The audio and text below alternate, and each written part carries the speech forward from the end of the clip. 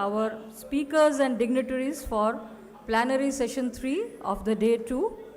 And we are starting the session at exactly 10 a.m.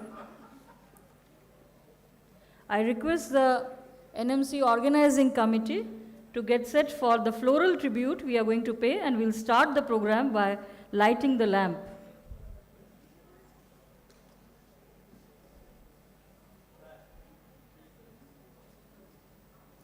I request all the dignitaries and the speakers to assemble near the lamp, and requesting the organizing team to support for lighting the lamp to begin the auspicious day 2 of the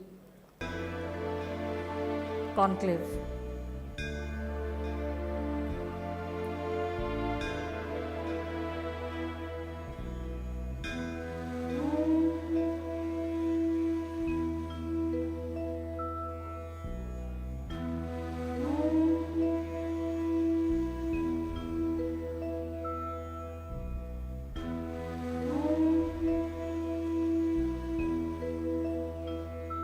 Thank you very much for joining and assembling for the... Let's give a big applause for starting of the second day, the opening of the second day plenary session 3. Thank you very much. I welcome all the dignitaries who are arriving now and all the participants, students, academicians, media personals. We are now starting our day 2 plenary session 3. I hope you had a great stay in Bhubaneswar and you are enjoying the 3 days national conference here. The first plenary session of day 2, or in order of the overall plenary sessions, this is the plenary session 3. And the theme of this plenary session is social media opportunities and perspectives. Before I introduce our chairperson and other speakers, would like to share a very small quote on social media. Well, social media is not a monologue. It's a two-way conversation. Social media tells us to keep a key in mind. And what exactly is that key? The key is to listen, to engage, and build relationships. So here we are, all set for the plenary session 3 on day 2 with excellent, eminent, experienced speakers and the chairperson here with us. Our chairperson for this plenary session is Dr. Nisha Manikar, and I'm going to tell everybody about Dr. Nisha Manikar. Let's give a big round of applause for Dr. Nisha Manikar, who is with us. Dr. Nisha Manikar is a retired Group A officer of Government of India, Ministry of Defence. And he superannuated from the National Defence Academy, NDA Khadakwasla, Pune. As head of English faculty, is presently working as a senior consultant, Bharatiya Bhasha Samiti, Ministry of Education, Government of India. A PhD from Vishwa Bharati Santi Niketan, Dr. Kerr was a fellow associate of Indian Institute of Advanced Studies, Shimla. Postdoc fellow of OUCIP, Osmania University Center for International Program, Hyderabad. Widely published in many referred national and international journals, Asia Journal of English Studies, the Literary Criterion, the Studies in Humanities and Social Sciences, Indian Journal of English Studies, JIWE, Indian Literature, to name a few. And 30 books he has in his name. He takes a keen interest in English and Indian Bhasha literature. His book titled Articulation of Indian Feminine Myth and Reality 2013 has been published by Lapp Lambert Academic Publishing, Starbuck, Germany.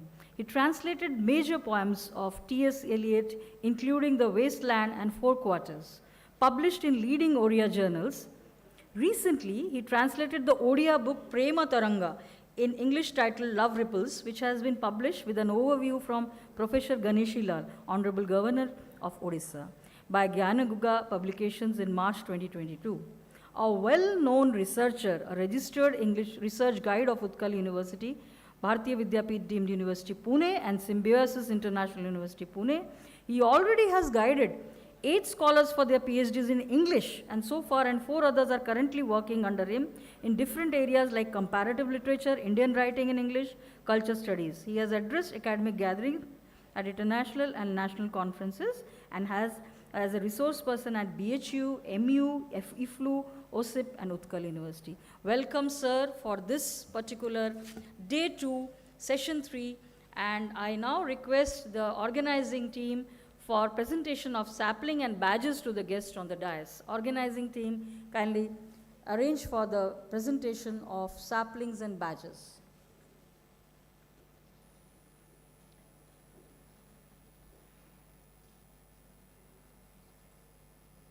Our chairperson, Dr. Nisha Manikar.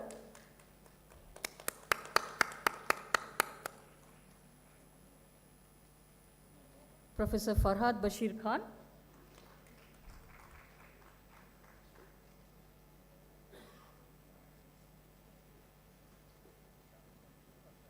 It's a pleasure to have you all with us. I request the organizing team for other saplings, for our other speakers.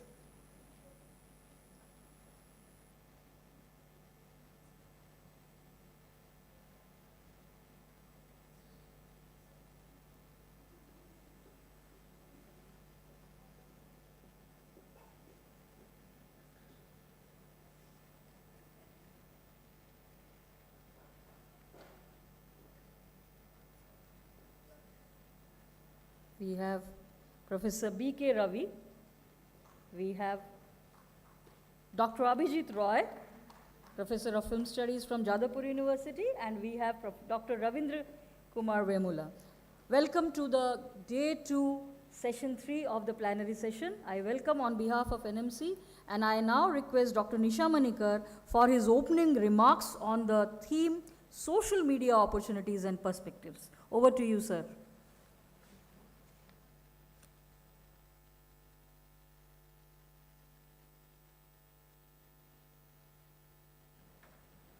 Thank you, sir.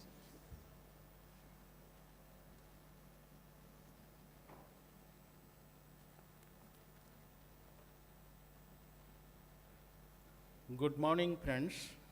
Jai Jagannath. The guests on the dais and the guests in front of me. It's a rare opportunity to come across people who are here to act, react, and interact, because that is the basic function of all these seminars and conferences. This is the 7th version of the National Media Conclave, and I thank the organizers, especially Professor Padhi, for inviting me to share my views. There are scholars like Professor Rabi, Professor Khan, Dr. Vemula, Dr. Roy, and so many people here. So I'd be very happy if we go for interactive session, because that is how we can contribute to the field of knowledge. Friends, the other day I had been to Odisha Secretariat here to meet the Secretary Higher Education. I was asked to wait, so I entered into the waiting room. Therein I noticed a group of people, especially young.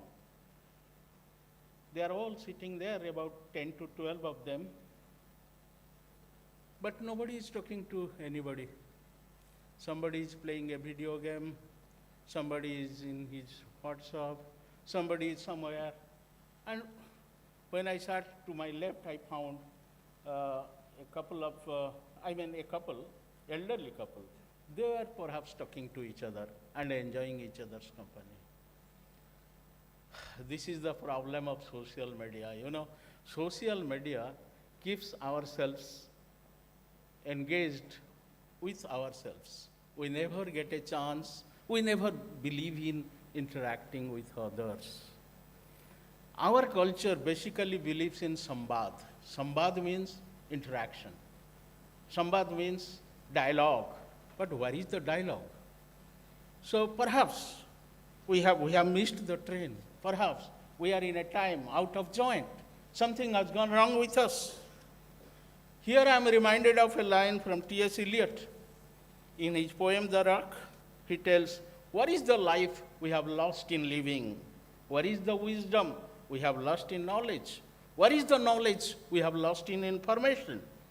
The cycles of heaven in 20 centuries bring us farther from God and nearer to the dust." The last one, nearer to the dust. So friends, we are in the dust. At the same time, I am reminded of a line from Dover Beach by Matthew Arnold. Of course, that is latter part of the 19th century, but it also reflects the present problem, the present situation. The line is, love, let's be true to one another, for the world which seems to lie for us like a land of dreams, so various, so beautiful, so new, hath really neither joy, nor love, nor certitude, nor peace, nor help for plain.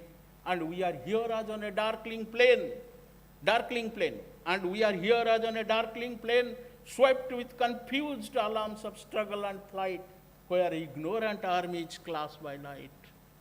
For me, this ignorant army is social media, because that is invisible, but that keeps us engaged.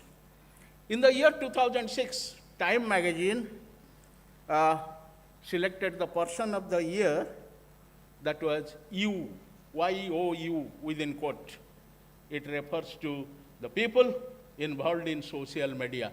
We are so very engaged in Facebook, Instagram, and all these things that we have no time for others. We have no time for the society, but we claim that we are social beings. The other day, the prestigious National Institute of Mental Health and Neurosciences, that is NIMHANS, they conducted a study and they found most of the people, especially young, are addicts. They are addicted to social media and they are not complete personalities. Mostly children. And if they are kept away from Facebook, if they are kept away from Instagram, if they are kept away from all these social media platforms, they feel the anxiety. They are restless.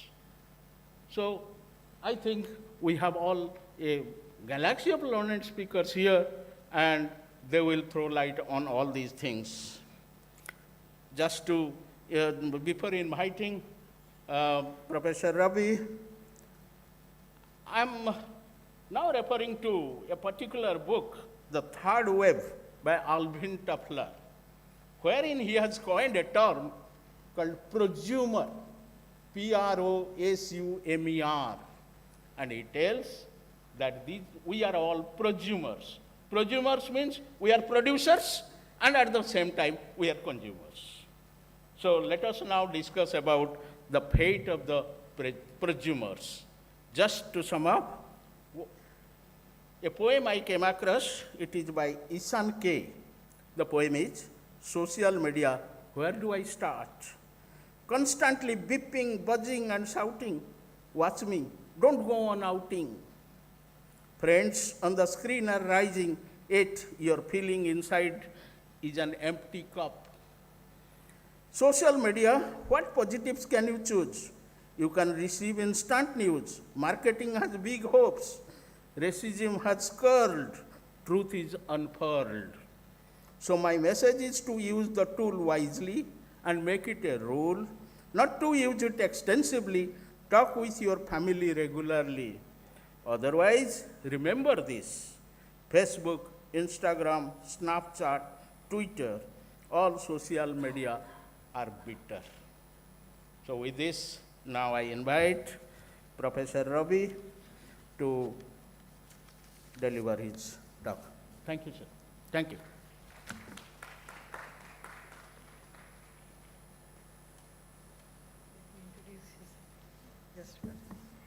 Thank you very much for the opening remarks, sir.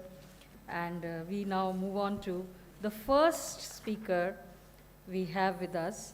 And I am It's my pleasure to introduce Professor B.K. Ravi, and I'm going to just tell a little brief profile about Professor B.K. Ravi, who is the Vice Chancellor of Koppal University, Karnataka. He is a veteran and renowned communication expert. He is well versed in political, television, film, social media, health communication and development communication, and has a strong commitment towards these. He has produced numerous high-quality research works. His contributions as a teacher, researcher, critic, and administrator are exceptional. Having 34 years of teaching and research experience, Professor Ravi has served as the registrar and the chairman of the Department of Communication at Bangalore University. Formerly, he was also a member of Karnataka State Commission for Backward Classes for 2 terms. He was a special officer at Karnataka Fine Arts University for 2 years. He is executive chairman of the National Communication Congress, Shanti Niketan, Kolkata, and member planning board, Pandit Lakshmi Chand State University of Performing and Visual Arts, Rohtak, Haryana, nominated by Governor of Haryana. Professor B.K. Ravi has significantly contributed to the area of communication research. He is an editor, an editorial member, member of the advisory board for more than 15 renowned international and national research journals. He is also the editor-in-chief of the Constructive Communication, a peer-reviewed academic journal, and has been invited to serve as a resource person by UGC for more than 22 orientation courses and refresher courses. So we are all set to listen to Professor B.K. Ravi, and I invite him on the dais for you, sir. Over to Professor B.K. Ravi.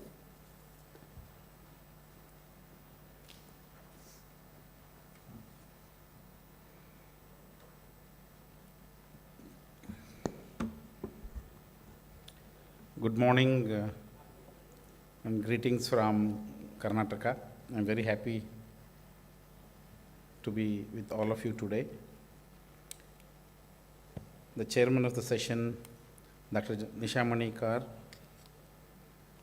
panelists, Professor Farhad Bashir Khan, Professor Ravindra Kumar Vemula, Dr. Abhijit Rai, and all the senior academicians from different parts of the country,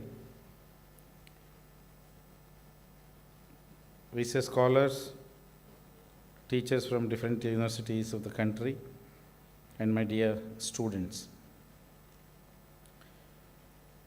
I think this plenary is very, very important because we are looking into the social media, the opportunities and the perspectives. वो PPT है?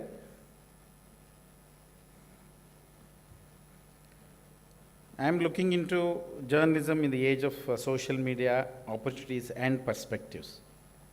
See, basically, before I start, the basic one very important fact which we may have to very clearly understand is the media technology. From the beginning, we have seen technology is here to stay.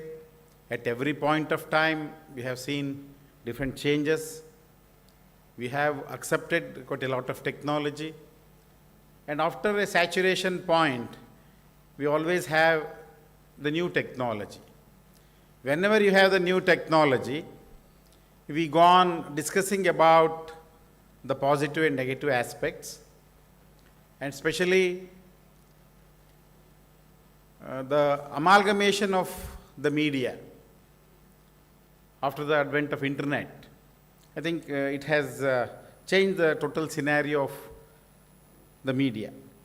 Because early when we had radio in India, see the print media, newspapers, they had very limited access, and we had film.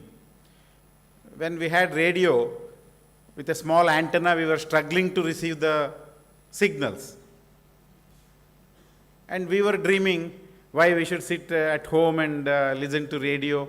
And those aerial, I don't know, this generation, you do not know the old radio. Earlier, when we were children, we used to tie aerial on the wall, on the top of the house, and we used to shift the direction of that aerial to get the audio signals, radio signals from the transmitter. Later on, we were all dreaming why we should sit at home and listen. At least if you can carry the radio, the transistor came. See, there are so many changes that happened. Later on, it was the era of All India Radio. Whatever the announcer selected a song, we were forced to listen. Later on, we were all dreaming, at least do we any day get an option of listening to a song? Because in 70, I'm just telling you about 70s, when we were praying God, oh, this song should be on air, especially. So later on, the tape recorder came, mono came, stereo came, the era of LP. Earlier, it was his master's voice. Black records, they disappeared. So whenever we had the new technology, the same thing when television came, especially to India, we were all dreaming of disappearance of all media. There is a very big question before us. Oh, television has come, it has entered our drawing room, then who will visit a theater? Who will buy a copy of a newspaper was a challenge. So gradually, Indian media industry went on strengthening its reach. Now, if you just look into the functioning of Indian media industry, I think the entertainment industry of India is very strong. Now, it is the era of social media. Even social media, we have both advantages as well as disadvantages. There is no doubt about it. So basically, after convergence, the concept of convergence has totally changed the functioning of media at every point of time. See, because during our days, publishing a newspaper was very difficult. We had different cadres. We had what is called proofreaders. We had so many other things.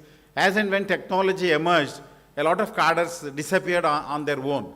So basically, social media, it's a very important factor where you have both the positive factors and the negative factors.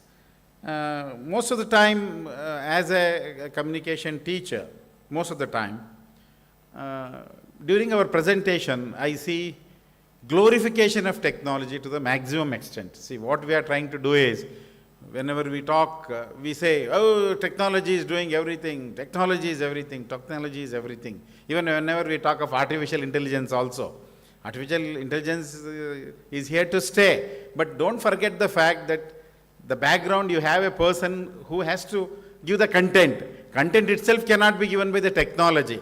But while making the presentation, normally what we do is we glorify technology. Everything is happening by technology. No. Technology is there. You have a lot of positive and negative factors for technology. But what technology, how to use, when to use, what to use, how much to use, these are the basic questions for any communicator that needs to be answered. See, basically, journalism is a changing social phenomena. Basically, today's media is information driven society. At every point of time, you see what's called the information content, information based society. See, in 2023, we call it as M&E industry, that is media and entertainment industry. You can see the 5 trends shaping a new ecosystem of engagement. What are these 5 trends? You can see the adapting to continue change in the industry. At every point of time, you can see the total change in the society. And you could also see what is called the streaming video services, which seek profitability amid more competition. At every point of time, it's the streaming video services which are competing at every point of time. And if you just look into the content of social media, if you see the way of functioning, sometimes we think that it is looking like the 21st century television at every point of time, but we do not know in the coming days what are the different developments that may happen. And the other thing is, creators overgrow the social feed and go direct to consumer. See, this is the greatest advantage where you have both the positive and negative factors, because you directly go to the consumer. There are earlier, when you had the cable television in this country, all our television channels, we were forced to depend upon your cable operators. We used to beg them, please take our channel, take our channel. DTH, gradually, it removed the situation, it improved the situation. So, just like that, here you have social media's feed to direct to the consumer. And the young generation, see, basically, they are defining the future of media and entertainment. Basically, it's young people, young team, they define. And brands focus on harnessing the power of fandom and communities.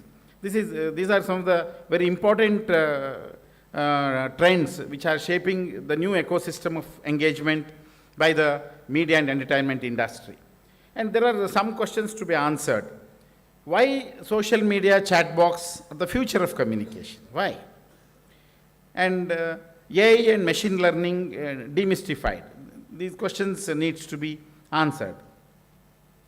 Basically, social media, it has influenced our lives in so many ways, and many people don't realize the full impact it has. Most of the time, we are involved in so much usage, we forget to realize what exactly is happening. See, if you just look into the profession of journalists in the last 5 to 10 years, they have made a shift with the ever-growing popularity of social media. There is no other way out. And there is, earlier it used to be the concept of breaking news. We always used to call it as breaking news or break the news, the concept of breaking news. Breaking news anymore because there is no such thing as breaking news now, because everything anymore, because chances are the story has already been circulating on social media long before news channels and news sources can post anything about it. See, for example, recently, I don't know how many of you know about an episode which happened in Karnataka. One of the actors, one celebrity was jailed for wearing the nail of a tiger by the forest department. So, 20, 30 social media usages came where all the celebrities were forced to take the anticipatory bail from the High Court of Karnataka. See, that is the power of social media. See, in Big Boss, one person was wearing tiger's nail. Somebody filed a complaint using a tiger's nail or elephants, this and that. This is an offense against the, as per the forest rules. So what happened, once the case was booked, earlier social media, all celebrities used to have these tiger nails and they had their visuals. 10 years ago, visuals on the social media started appearing, and there are a lot of celebrities who started getting the anticipatory bail from the High Court.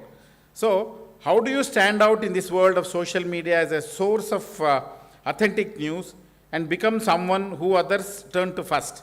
It's beginning with finding your voice on social media, which is very, very important. In the last decade, we have seen the breaking news, and every TV used to say, I am the first, I am the first. Now, they have the greatest limitation where the social media might have already given us what exactly is happening. So today, these journalists, they depend upon social media for various reasons, because they find sources, they may also get a lot of breaking information news and crowdsourcing, investigative reporting, and it can also distribute a lot of content. And basically, the social media, it offers a wide range of opportunities and perspectives across various domains, just like market research, brand building, audience engagement, content marketing, influencer marketing, customer service and networking, education and thought leadership, and crisis management. So social media, it has quite a lot of objectives. Today, social media links all new media portals.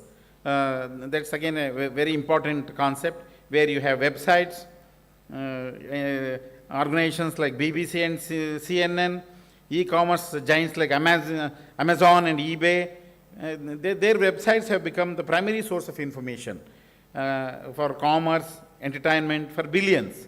So websites are, now it has become very, very important, which serve as the digital storefronts and information hubs of the 21st century. And you also have what is called the webinars and live streams.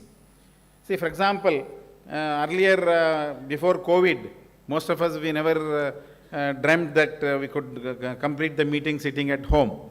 So now, platforms like Zoom and tweets have made real-time broadcasting accessible to all. Educators, businesses, and entertainers utilize these platforms for everything from academic lectures to gaming sessions. It's already, it has become the part of our life. And we have what is called virtual reality and augmented reality, VR and AR. These immersive technologies are redefining the boundaries of user experience. From gaming to education, VR and AR offer a level of engagement previously which was thought very impossible. For instance, a medical student can now use VR to walk through 3D models of the human body, providing the hands-on learning experience without the need for real cadavers, basically. So VR and AR are very, very important. And you have what is called the effect of misinformation on online journalism. See, most of them call it as false news, but I am against the usage of the word false news, because we believe that anything false cannot be news. The definition of news is the fact. Most of the people, they use the term false news. I don't think the usage is not right, especially in Indian situation. Whenever you use the word social distancing.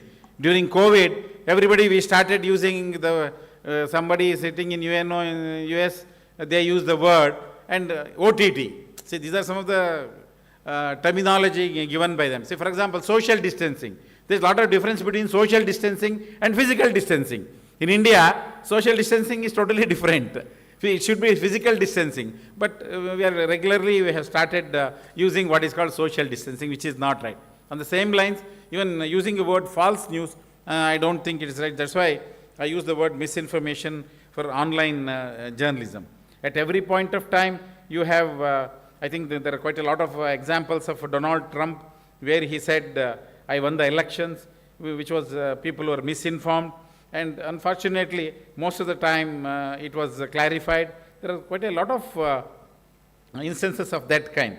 So, and you have what is called turbocharged art worlds, whether it is OTT, it is beyond branded content, and diffuse the new ideology. See, there are quite a lot of the OTT, beyond branded content, and diffusing the new ideology.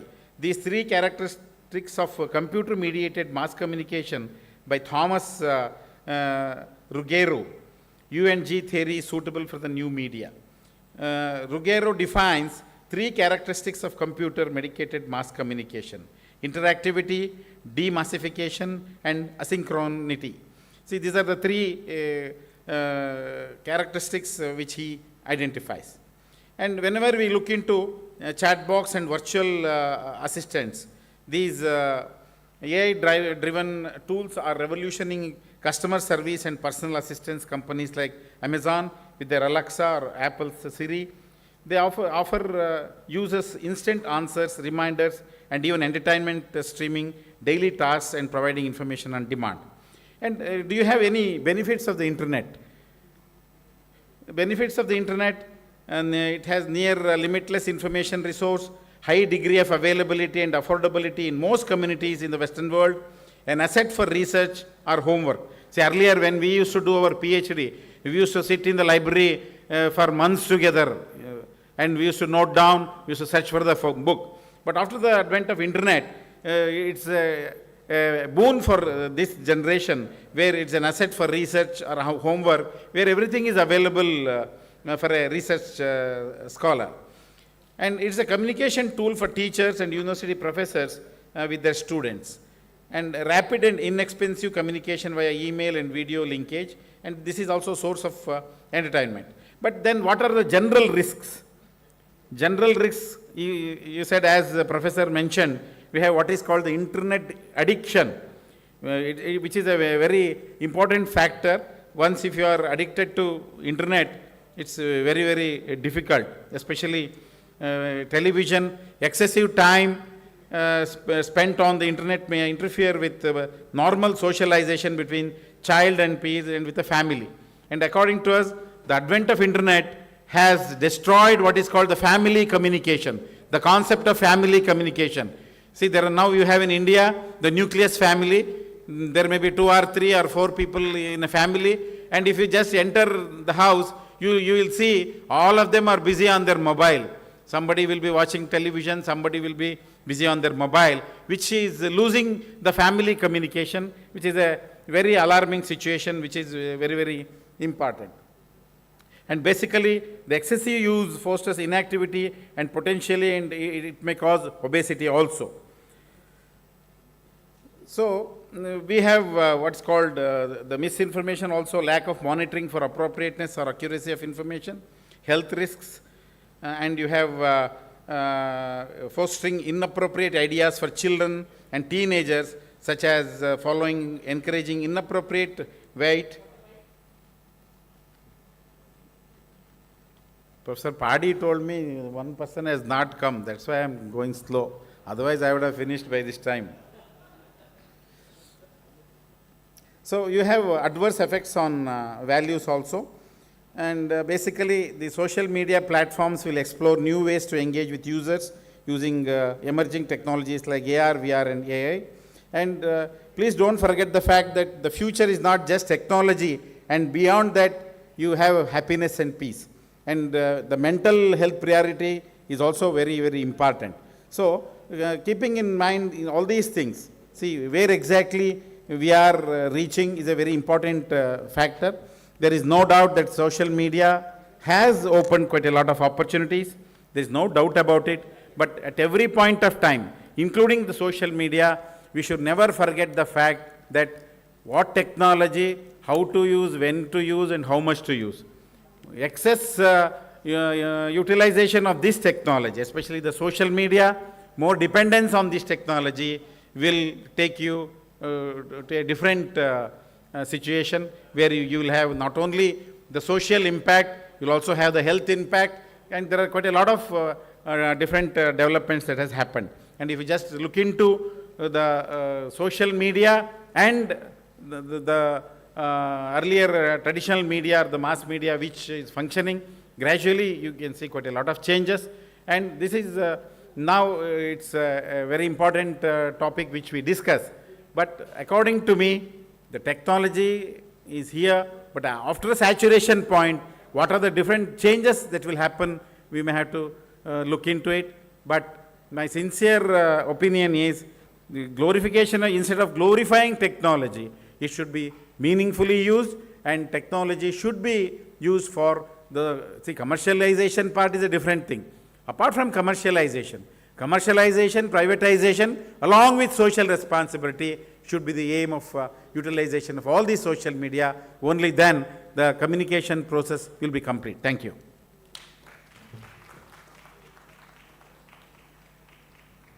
Thank you very much, sir. We were listening to Professor B.K. Ravi, Vice Chancellor, Koppal University, Karnataka.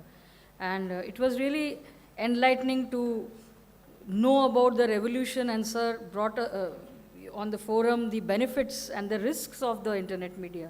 I now request the chairperson to share a few words, or would you like to? Okay, so we will move on to, we'll move on to the next speaker. And our next speaker is Professor Farhan Bashir Khan, I'm sorry, Professor, Center for Media and Mass Communication Studies, Jamia Hamdard University.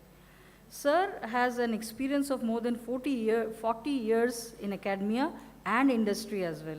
He is currently a professor at Jamia Hamdard University and has played a significant role in establishing the AJK MCRC at Jamia Millia Islamia as a leading center for electronic media education. He taught at MCRC for 35 years since the first batch of the students, and was the first professor of media and communication and the Maulana Azad Chair Professor. He founded several institutions, including the Department of Design and Innovation at Jamia and the Apex Academy in New Delhi. He has published numerous articles in leading journals and authored a groundbreaking book, Games of Vote, Visual Media Politics in the Digital Era, which has earned praise from prominent figures like former President Shri Pranab Mukherjee and Honorable Governor of Kerala, Shri Arif Mohammed Khan.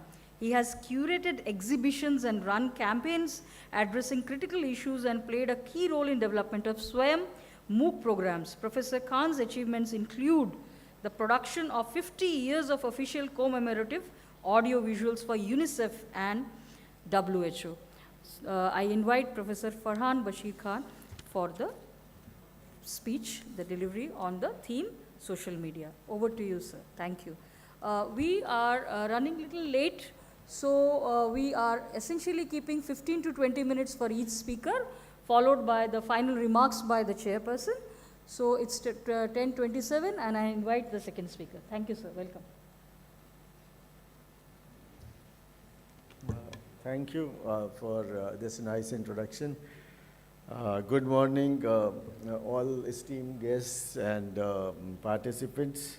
I am really happy that Professor Ravi has introduced the subject very well, and we don't have to go into the details how the social media works.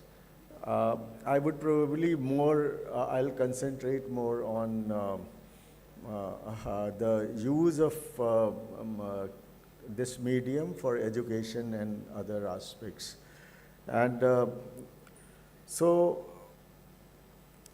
coming to the topic, we are amended, as already we have talked about, that we are in a dynamic situation where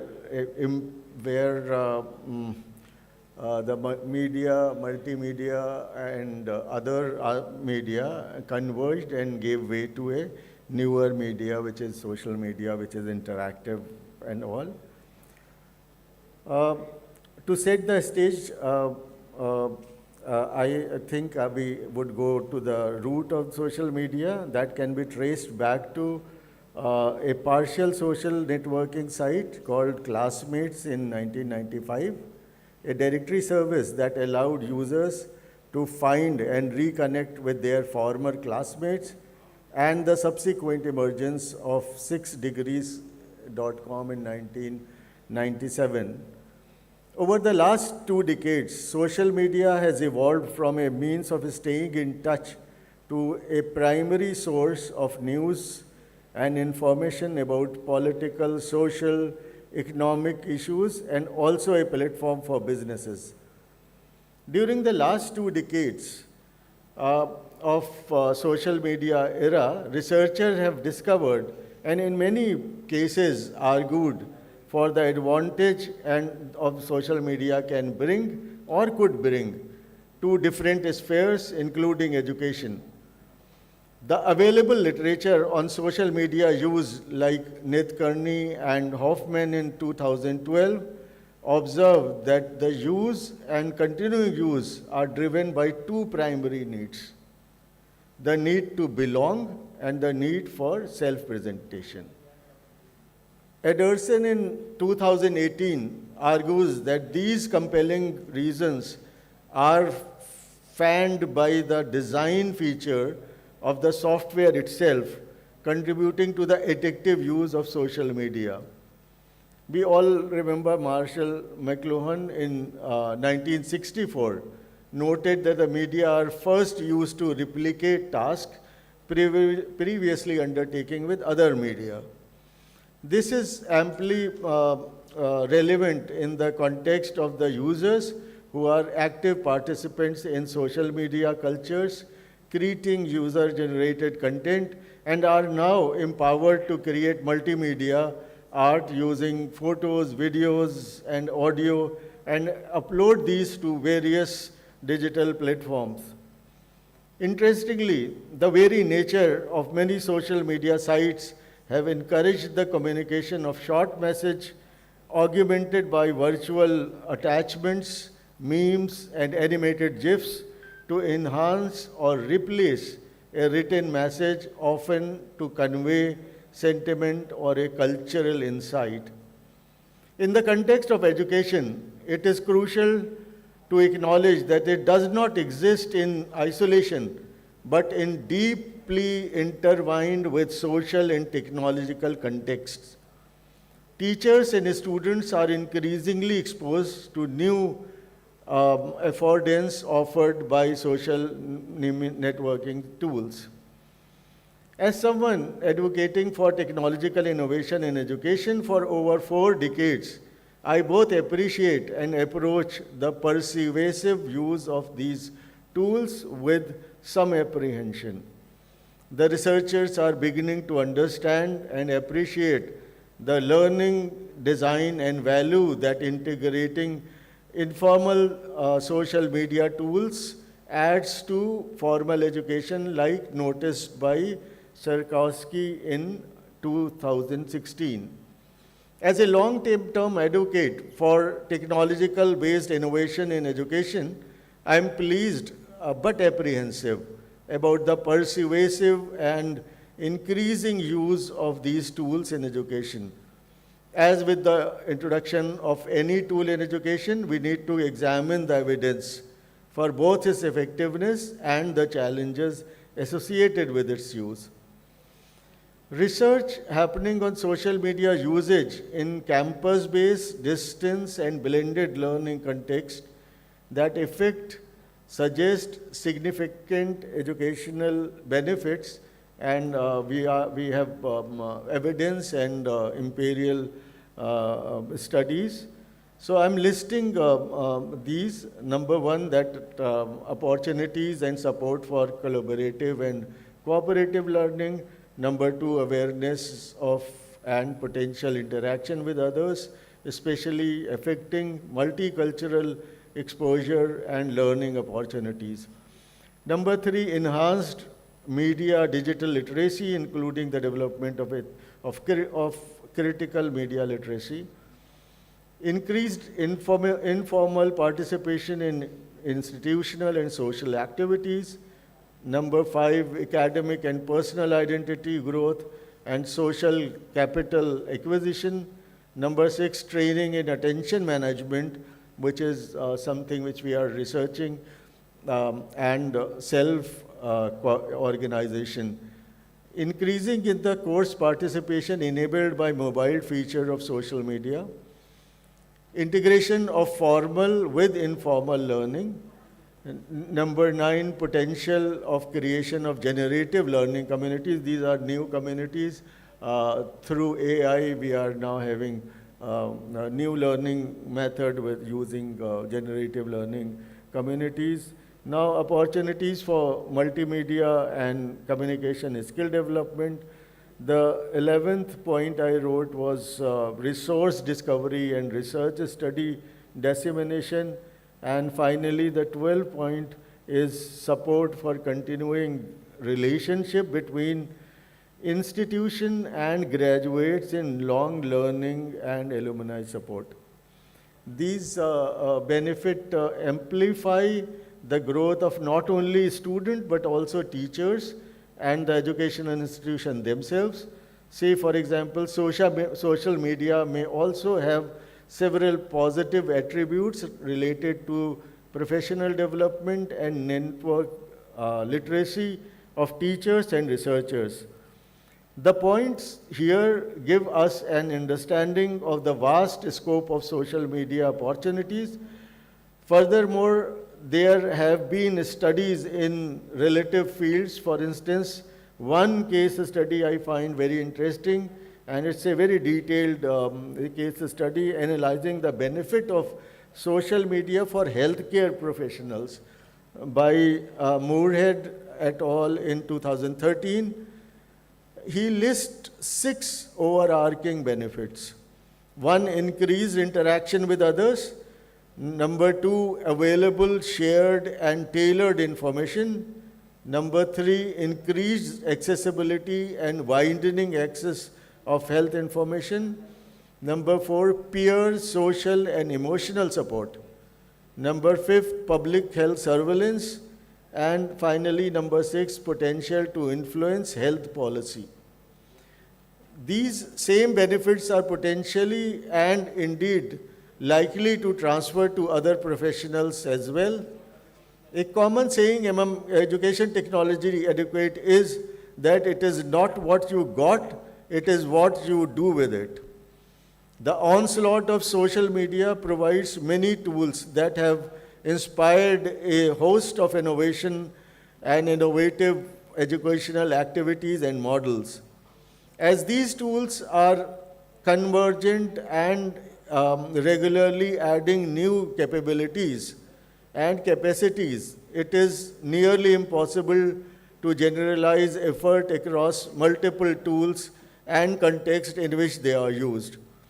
However, it is easily seen that social media affords continuing opportunity for teachers to experiment both within and outside of the pedagogy that inspired the tool's developer. The learning activity that teachers choose, design, and implement are also varied and emergent. These choices reflect and support the teacher's institutional and disciplined language and culture. Research needs to show that the expertise the teacher brings to the tool inspires different application, as noted by Chen and Bayer in 2012. Complex technological innovation in education are always accompanied by challenges and problems. The absorption of social media for learning is arguably somewhat ad hoc. Under unpredictable, complex, and often focused on pockets of innovation driven by enthusiasts. It is important to note that social media adds more than just going online to formal education.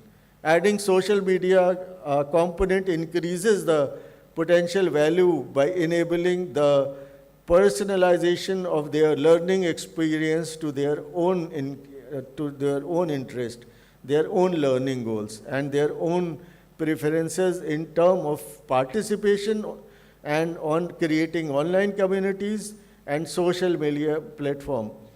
Nevertheless, widespread use of social media indicates that exposure to the technology itself is high, while awareness of how importantly use social media in foreign education is much lower. For a considerable amount of time, critical thinkers have suspected that the inherited commercial bias of social media with a business model based upon promoting campaigns, consumption of advertisement, goods and services, it is unsuitable for educational use.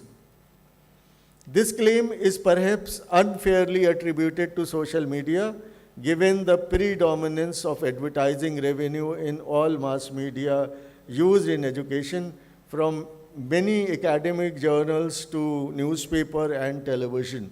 They all run on advertising money. However, no one wants to use the data trail created by ourselves. On the other hand, we may find exchange of our time and our data is a small cost for a obvious educational benefit. We have to debate that and understand the pearl and advantages of both. There are burning issues of data security and privacy. Education has an unparalleled opportunity to monitor and improve its own practices. Teachers have new ways to connect with the students. However, the cost of these benefits currently is a reduction in privacy and user control, continuous profiling these people who are using these sites. Harari in 2018, in his third book in a series of Homo sapiens evolution, describes the increasing value of data collected from social media tools and use of artificial intelligence-based tools to analyze and act upon this data.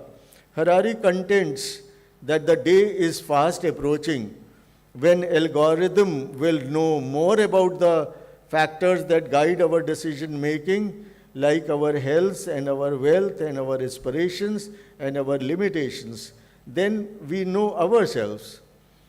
The increasing complexity of these algorithms, coupled with the aggregation of data into large central repository, placed us as both beneficiaries and victim of decision making by forces outside of individual control, a challenge that strikes at the very foundation of our liberal democracies. In her 2019 book, The Age of Surveillance Capitalism, Zeboff explains about the economic value of this data in the era of attention economy. These are areas that require critical engagement. As for the personal example, many times I'm tempted to eliminate my use of popular social media platform. However, I value the insights from others that are shared in the particular group and the resources and ideas shared by them. I appreciate the notifications that prompt my participation and engagement in learning. Value is created at the cost of my attention. Thus, drawing a context from these, we need to understand that value can be extracted from the resulting data in the future is currently unknown and of concern both for civil discourse and personal and institutional privacy. Some of the critical reviews suggest that the social media is not conducive to education as it contains an explicit bias toward homogeneity and lacks the critical component of disagreement and discourse. Finally, we media educator and learner need to think deeper on these lines and trying to come up with concrete effective measures of how to make social media a strong learning platform other than networking. As we navigate these challenges, it is essential to recognize that the benefit of social media come at a cost, particularly in terms of privacy and user control. Critical engagement with these issues is paramount. In conclusion, while social media holds immense potential for education, we must think deeper and devise effective measures to transform it into a robust learning platform. The perception of social media's role in education need to evolve, and this shift can only happen through open and thoughtful discourses. Thank you.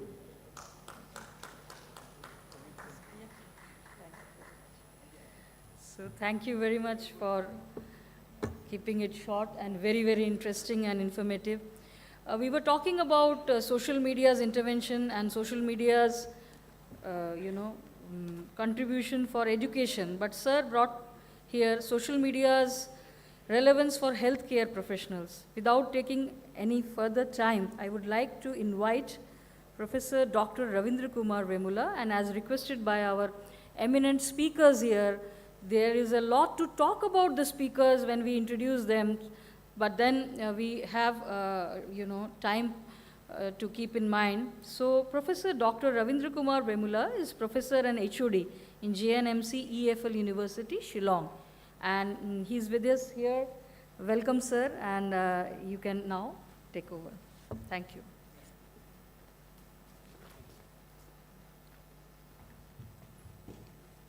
Very good morning, ladies and gentlemen, all of us present here. I would start with a brief note on social media. When you talk about social media, we say social media is engaging, social media is fun, but I say social media is a luxury. Social media is a luxury for those people who have access to resources, and those haves and have-nots which I'm talking about. So when I'm talking about haves and have-nots, the first thing that comes is that when people have access to smartphones, when people are able to buy smartphones and they have disposable economy, disposable money available for them, and they have little of money to buy smartphones on EMI, which I believe everybody does, and smartphones are a very costly thing. And the second one is when you have uninterrupted electricity, right? So when you have constant power supply and then you are able to charge your mobile phone, then you are connected. But the technology has also given you power banks, and based on which you are also connected these days. And another one that I want to talk about is uninterrupted internet connection, right?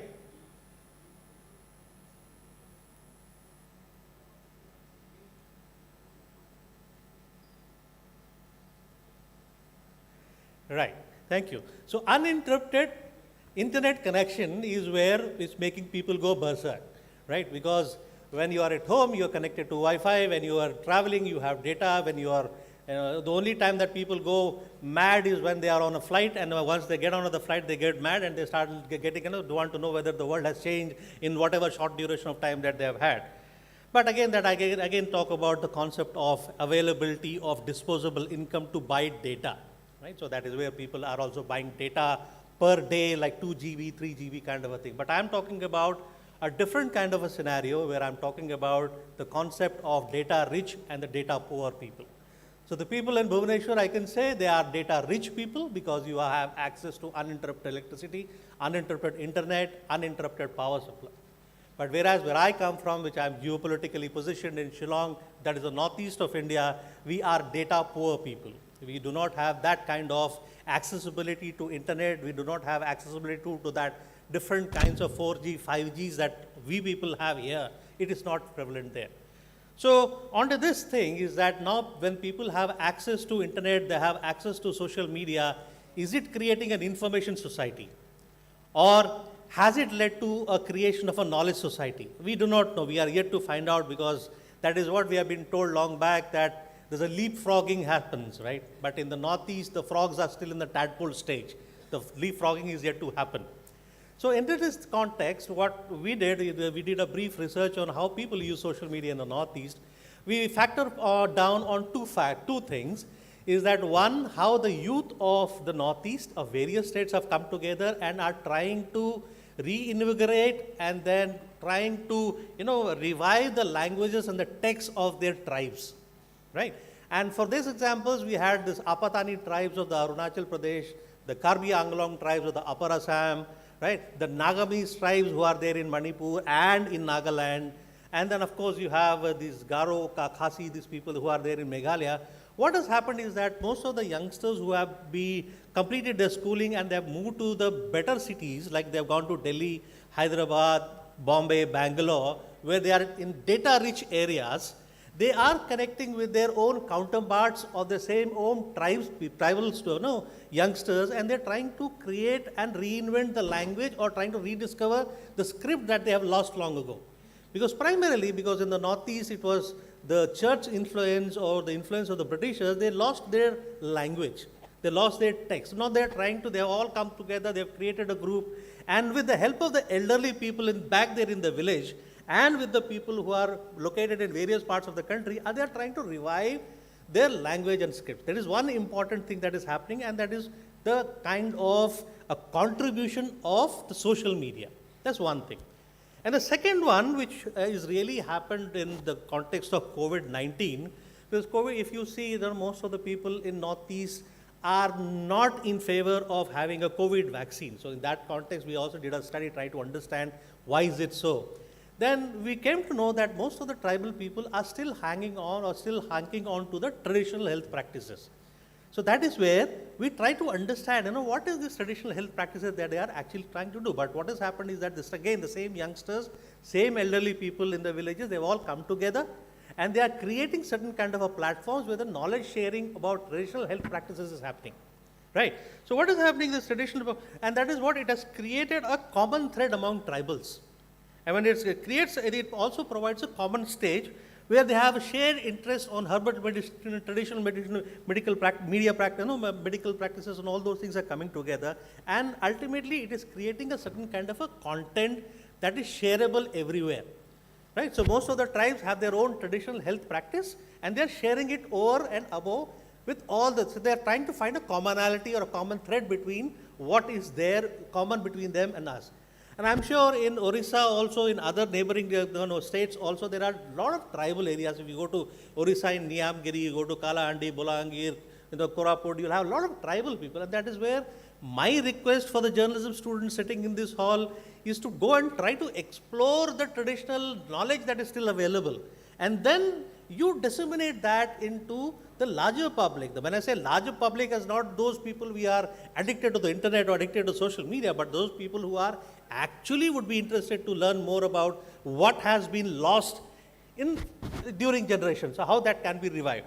So that is something which helped us a lot. And then we also found that because of the social media, a certain kind of a preservation of cultural heritage is also happening, where the youngsters, the older people, they're all coming together and they're bringing together all the indigenous practices that has been lost long back. So that is what something is happening, and then it's creating a certain kind of a markets for the traditional products that are available. Right, and when you say traditional products are available, it's also helpful in crisis responses and information sharing that is happening amongst tribes in the Northeast actually. So my hypothesis is that if such things can happen in the Northeast of India, it can also be replicated in another part of the country. It is not a rocket science, and it can always be replicated. So if social media can be used for fun, can be used for to have a thrilling effect, it can also be used for information sharing, and that is how it can also be a greater platform for us to revive whatever the traditional knowledges that had been there, and what are the traditional information that has been there, which has been lost long back. And I believe the seniors, the elderly civilization, the elderly population is all slowly fading away, and I'm sure before they fade out, it's our responsibility to bring back that kind of knowledge into the mainstream, and then keep that kind of a certain kind of knowledge still available for the future generations to use. So these are the two things that predominantly we looked at in the Northeast context where we said how their social media is used to revive languages and preserve and conserve them. And then second is how the traditional media practices are being revived, are being conserved and preserved. And that is what I said, there's a need for responsible engagement from us as students of journalism and mass communication. It is our responsibility how we can engage, and how as students of journalism that we can go on to the field and bring those case studies back into the classrooms and back into a larger realm for everybody to know that something is a social responsibility that we all need to carry along with us. Thank you so much.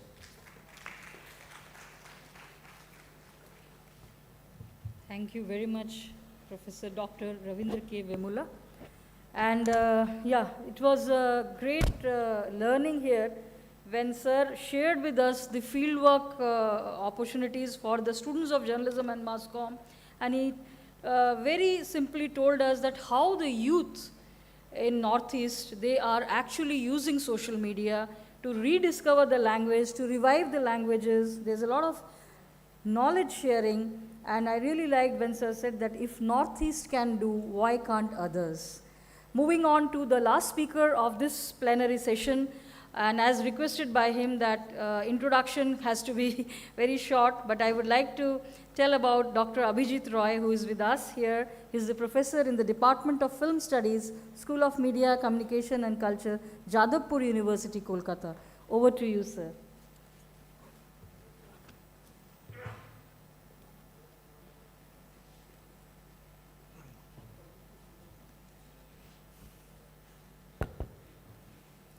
Thank you. We actually sort of got in touch with Dr. Mukherjee, who's moderating the session, and said that me and Ravindra, we are the two time volunteers, sort of volunteering, that please scrap our introductions, because you have the introductions in the booklets, so there's no point performing the ritual. So that'll save some time. Okay. Thank you. Thanks to the organizers. Thanks to Professor Pati. Greetings to my esteemed co-panelists. In a way, I'm indebted to Ravindra, who spoke before me. Thank you for bringing in the issue of access and the politics around it. And of course, correspondingly, people from the Northeast, which of course has a long history of marginalization in the national imaginary. I would take the cue from Ravindra in actually bringing in certain issues related to the questions of power and hierarchies that I think that to a certain extent are not considered as much as it should be. In the discipline of mass communication, I also consider myself to be a part of the discipline. So in a way, it's a kind of a self-critique. And I think that the discipline of mass communication, so I'll definitely speak about talk about social media, but the discipline of mass communication has been overtly invested in a certain kind of practical, functional, solutionarian aspects of it, which is fantastic, of course, and we have to keep that in mind. And of course, in Ravindra's presentation, that was also there, because not something that we usually do from the other side of the spectrum. It's not enough to generate a critical culture, it's not enough to generate a critical discourse, but at the same time, it is important to explore the possibilities for change, the possibilities for intervention, something that the discipline of mass communication has advocated for a long time. But at the same time, what it has not been kind of investing much into is a certain kind of reflexivity, a kind of critiquing itself, and critiquing institutions. That is why it is very close and proximate to policy and policy making, which once again is a fantastic thing to do, but at the same time, unless you keep alive a critical culture, even of yourself, then it becomes very difficult for a discipline, to sustain, kind of the possibilities of mutations and change. Anyway, so this panel has been titled Social Media Opportunities and Perspectives. So as you have already possibly understood, that I'll be focusing more on perspectives and not as much on opportunities, though as I have already acknowledged that exploring continuous practical exploration of opportunities, doing impact studies, and this is the forte of mass communication, is immensely important. But while trying to bring in perspectives, I will actually urge upon the discipline and its students who are present in large numbers in this auditorium to also consider such perspectives whenever it comes to the discussion of social media. Issues in power structures, issues in hierarchy, issues in exploitation, issues in labor, political economy, capital, gender, body, and sexuality. All these are very important issues which have to be analytically and critically addressed in the disciplines of mass communication as well, and not merely only, which I have already acknowledged is immensely important, invested in exploring the possibility of change, or taking resort to ancients and saying that we have had everything, and kind of engaging ontologically in some kind of an essence of Indianness. That's all very fine, but at the same time, it's important to analyze critically the present situation in terms of the present, and not always take resort to ancients and engage in a project of suprematism. Okay, so perspectives with a special focus on democracy, because democracy actually figures on the title of this conclave.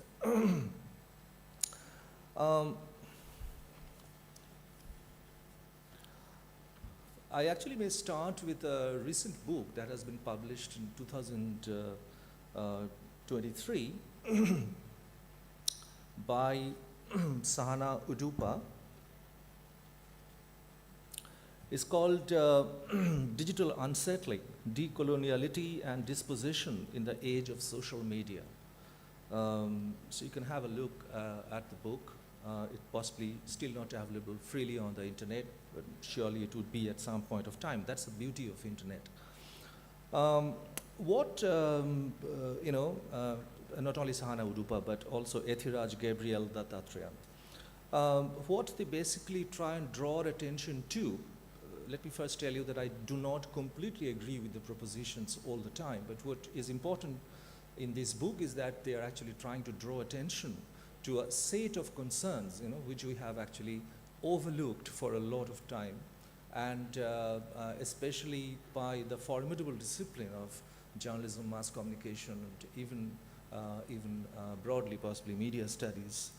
What they suggest is, by digital unsettling, they refer to a staging of a number of examples of platform entangled politics and network circulation. So digital unsettling offers a critical ground to place the digital in the historical long durée of coloniality. So they're basically trying to refer to all kinds of symptoms of the colonial, not only in the sense of what has been in the past, but in the sense of certain structures of knowledge, certain epistemes, which still continue, and they're suggesting that they have been underlined and they have been intensified in the digital era. And you have this, they suggest that such symptoms are available everywhere, particularly with reference to social media. And so they interrogate, how the internet is intertwined with persistent calls for. On the other side, of course, you have the drive for decolonization. The discourse of decolonization is equally important. So it's basically a kind of a theater, a stage in which there are colonial practices, and on the other side you have discourse of decolonization. Especially, one example, before that, let me just refer to this decolonization would be the call for actually, getting rid of the shackles of Euro-American sort of epistemes and knowledge practices.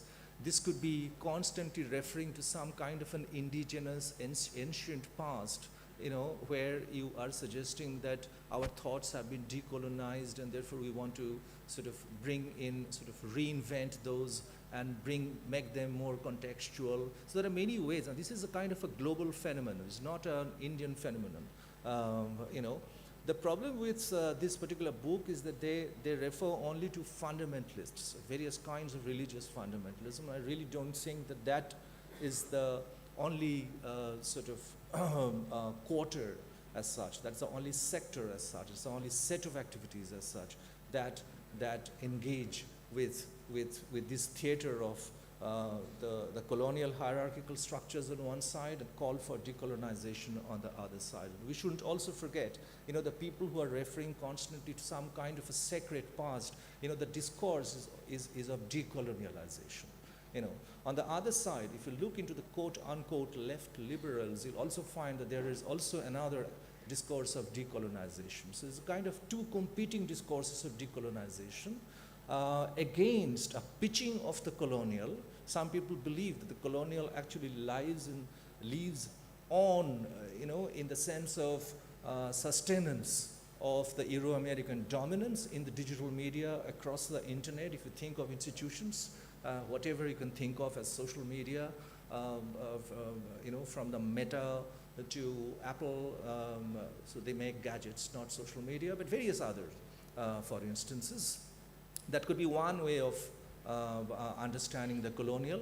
The other could be, and this has actually happened in India particularly, and not only in India but elsewhere in the world as well, is that the social media has provided an opportunity for many, to create a certain kind of, to recreate memories and histories, by way of which they are now suggesting that we have to revise history, we have to revise memory, because our memories and histories have been colonized, not only by the classical colonizers like the Britishers, but in a way the colonizers who came before that, maybe the Mughals and all. So there are various notions of the colonial, and so that particular discursive field, which is very chirpy and vibrant and energetic, is something that is actually referred to, from the perspective of digital unsettling. And the other side of the colonial, of course, would be how coloniality has retrenched itself in online spaces in the form of extreme speech, disinformation, and all these are symptoms of the colonial, and refer to the 18th, 17th, 18th, and 19th century colonial, but certain things which they suggest can be perfectly associated with the social media, extreme speech, disinformation, propaganda, animating violently exclusionary nationalism that rely on racist, casteist, misogynistic, and homophobic discourses. Okay, so that's one point of looking into the structures of power. Okay, I refer to a recent book precisely to kind of jazz up the discussion, provoke you into thinking, and possibly even interrogating and questioning me, and some of the issues which might actually come up later, I possibly would be able to answer later. I'll leave it at that. The second, point that I want to make, and I'll very quickly touch upon, I suppose I have only maximum 10 minutes of time left, or maybe 7 to 8 minutes. So very quickly touching upon some of the issues. So this presentation can be taken as forming a critical agenda for our discipline, the people who are engaged in media studies, okay? So very quickly, one by one, possibly 2 or 3 sentences for each.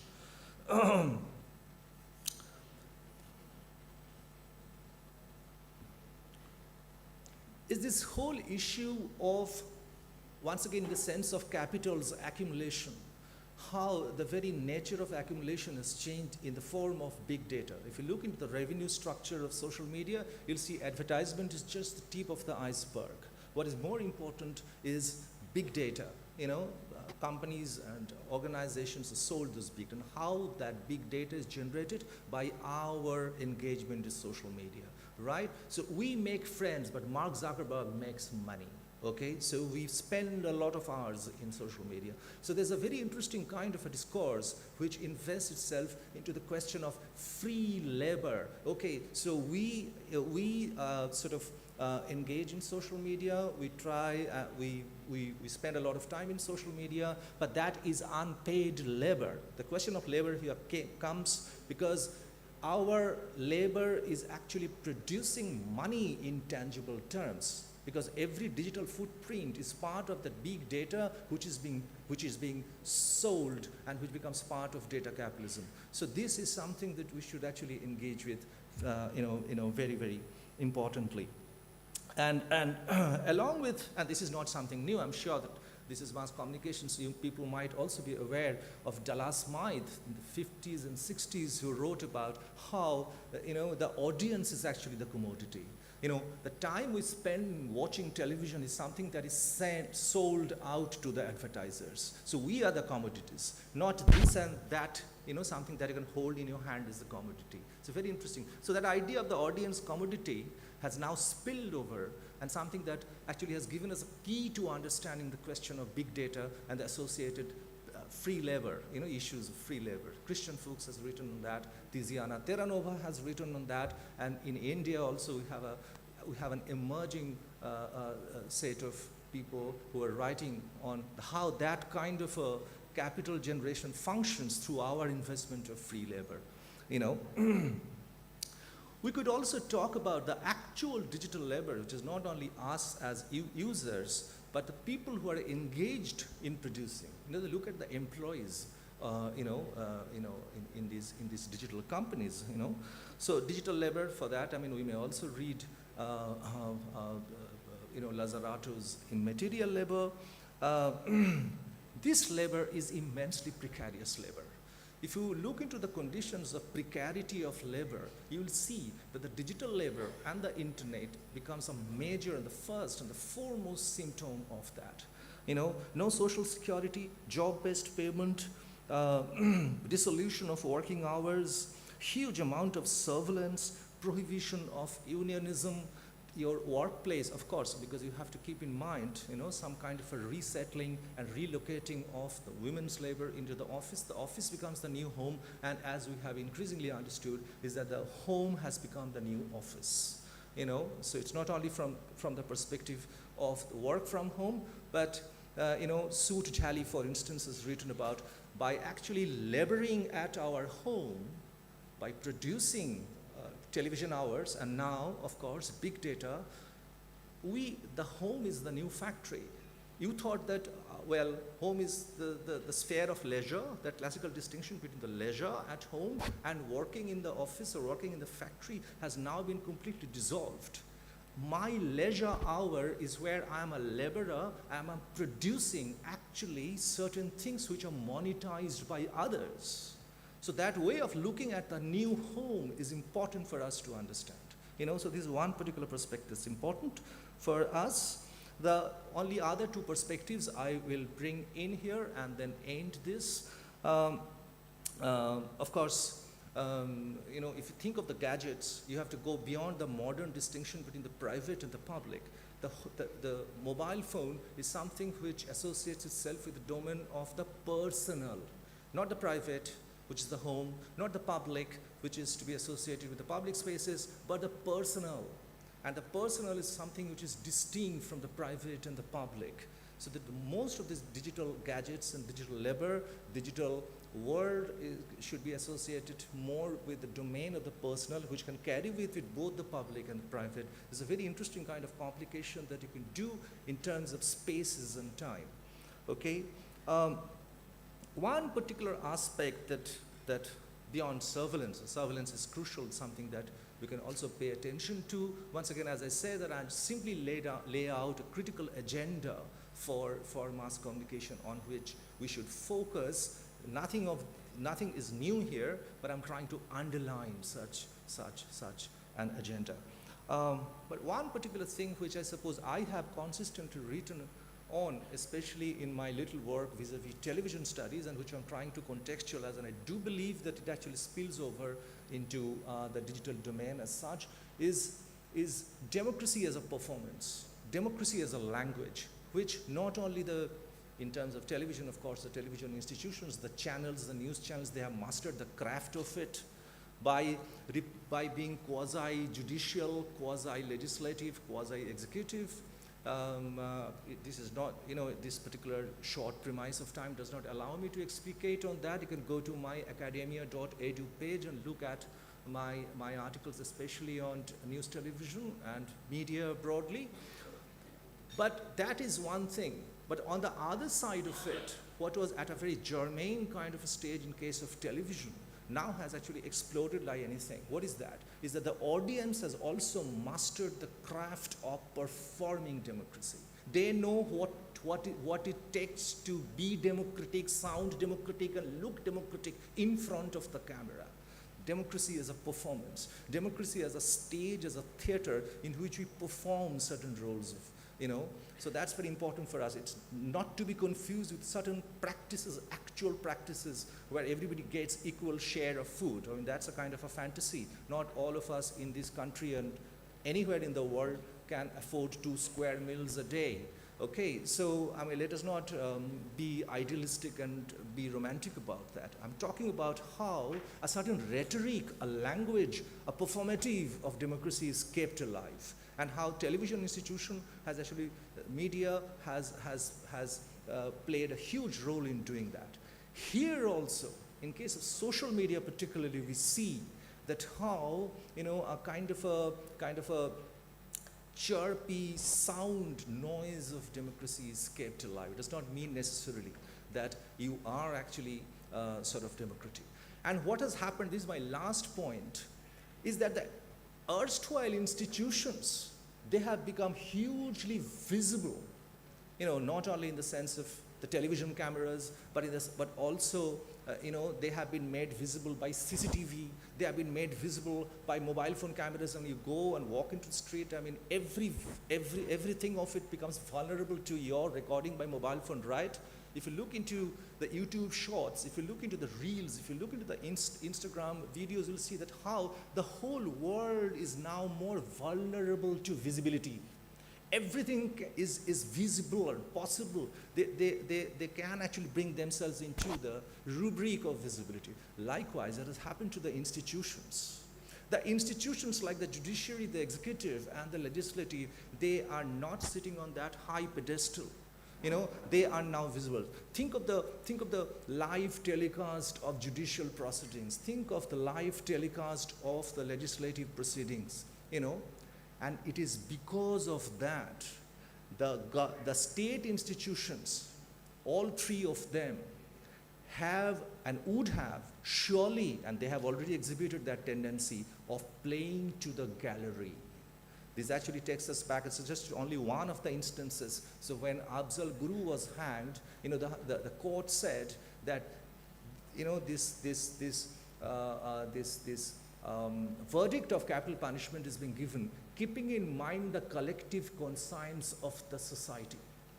Before that, a particular television news channel actually sort of telecast, a confession of Afzal Guru, which was not actually accepted by the court. And immediately following that was an SMS poll in which, of course, 98% of people said that yes, this person should be hanged. And after that, when the court verdict comes, it says, keeping in mind the collective conscience of the society. That's not the function of the court. The court should actually look into evidences, witnesses, and arguments. Okay? So, the public has become very important. Everybody is watching, right? So social media is part of that larger framework of sociability and visibility, rendering every institution answer to the public. It should have had a wonderful thing. But the problem is that now you will see that there is a huge problem with what we, in political theory, it is called separation of powers. The executive thinks that the judiciary is privileging into my domain, the legislative thinks the executive is getting into my domain, so there's a huge problem. Anyway, so you can also talk about separation of powers later on. So these are some of the keys that we have given to ourselves. Thank you very much.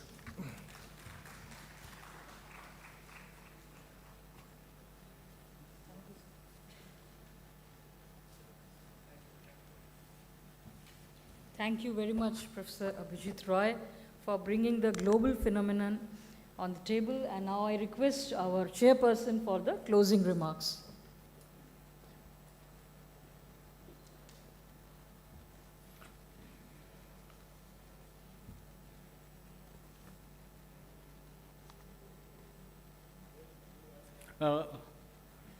Good morning, friends. We are almost at the last leg of this session, and we have got 4 brilliant presentations. And since I have the paucity of time, let me just touch upon certain aspects as highlighted by the speakers. Professor Ravi told about the journey of social media, journey of media from radio days to internet, but he cautioned us that technology is not everything. So we must use technology in proper spirits. Then Professor Khan gave a historical survey, and he told about the different social media tools. Professor Bemula told about his experience in the Northeast, and he told that whenever we think about social media, we must reinvent the language, we must reinvent the content. There must be a common thread, and it should be a responsible engagement. Finally, Professor Roy told about the visible world, the different patterns of representation starting from hierarchy, gender, and all other issues. But this possibility of mutation and change must be handled with care, because we cannot escape change. Change is the only constant in life. That way, we must be very careful about the different structures. Though I had about 7 to 8 slides, but again, because of the paucity of times, I may not deal with the slides that I have prepared, but I will leave it with Professor Padi. Those who will be interested, they can collect it. Since there is very limited time, we can have a couple of questions. Any query, please, you can ask the question, and you can tell from whom you want the answer.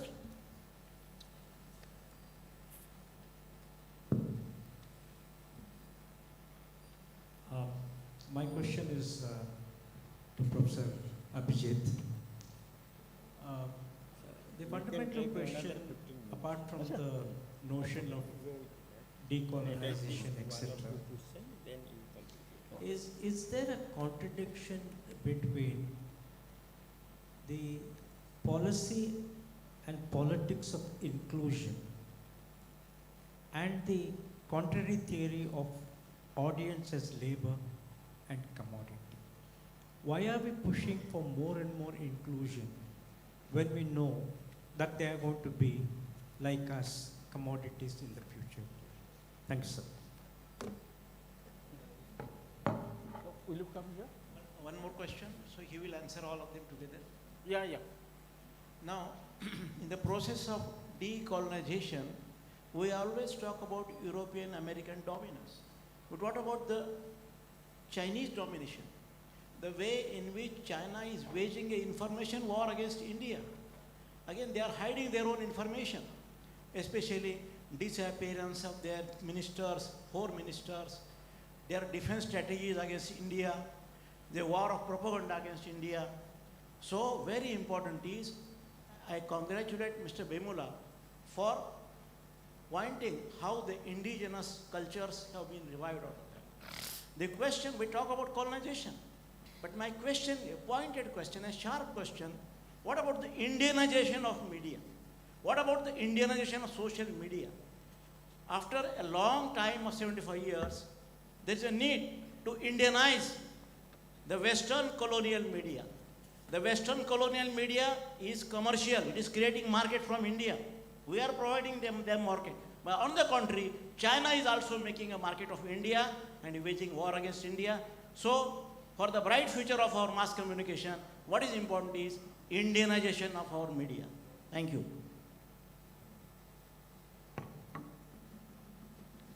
You can come here. My question is, Yeah. my question is, social media runs on an entirely different communication relationship, which is away from center-periphery relationship. So, how far utilizing perspectives from other mass media, which in fact has been telescoped within it, to take Lev Manovich's words, the language of media from there. So how far it is practicable, we still have those perspectives where we judge on the basis of the mass communication perspectives based on center-periphery relationship. Thank you. Yes. So we'll take the questions together and then it can be answered. Yeah.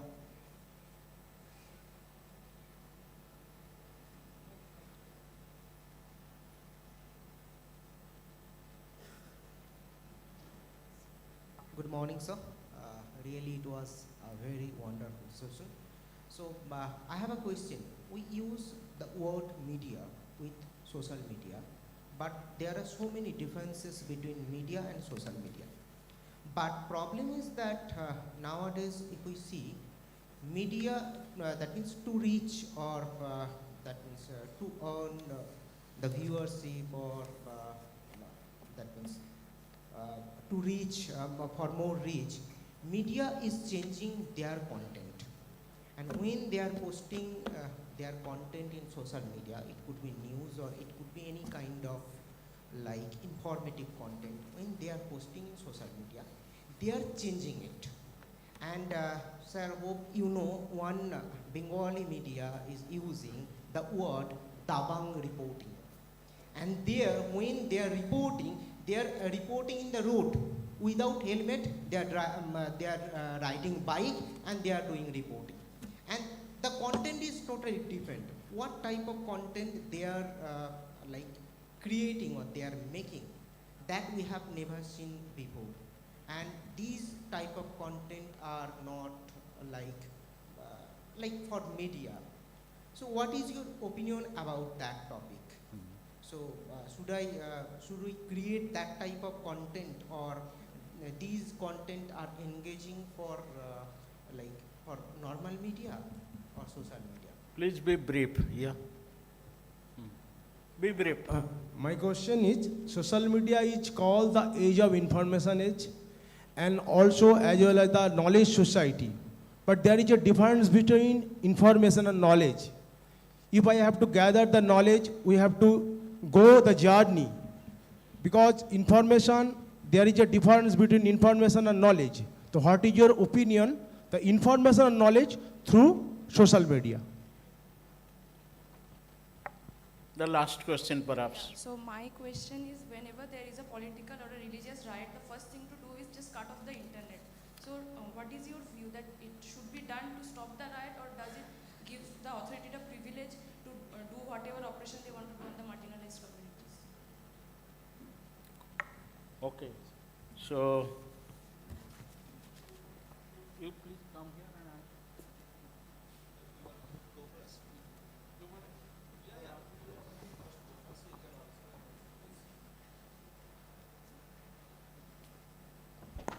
Thank you so much for the questions. I'd like to answer to the question posed by Professor Biplab Chaudhary. One thing about technology is technology does not look at your gender, religion, caste or creed. You have technology, you have access to technology, you have money to buy technology, the technology is yours. You have a 4G phone, you have a 5G phone, whatever content is being circulated, disseminated, comes to your smartphone, that's available. So that's one important thing about technology is, but when you look at the different aspects of it, about different kinds of people, about what kind of a content is being created, how it is being created, but it's been created, the content is created because people are watching it. People are watching it because they have access to it. It's all about access to technology. Now, how briefly and how exactly they are able to do it is something which what matters a lot. Sir, did I answer your question? Okay, sir.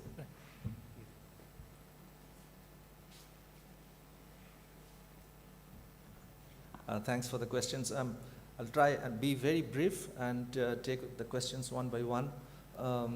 First, the question by you, sir, from you, sir, about the policy, whether there is a contradiction between the policy and the issues, that are actually articulated in terms of powers, hierarchies, exclusions, etc. No, there is actually no, there should not be any contradiction, because both of them are kind of driven towards sort of addressing the issue of inclusion. But unfortunately, what happens is that we should make a difference between the people who represent institutions and the people who are actually creating that the millions of eyeballs, the millions of people who are opinionating all the time. Now, in fact, there is a very interesting kind of an interface, and if you look into the big corporations, what they're doing is that they're not going by this whole provision of giving $1 million salary to a person who design a software or a logo. Many people have actually crowdsourced, and they think that what is more important is to just engage.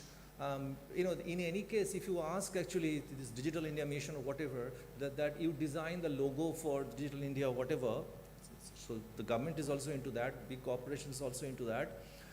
So they will do it anyway, and you'll have hundreds and thousands of very interesting designs coming in, and many of them do not actually want money. So if you just give them a certificate, that's fine. It's hugely economic.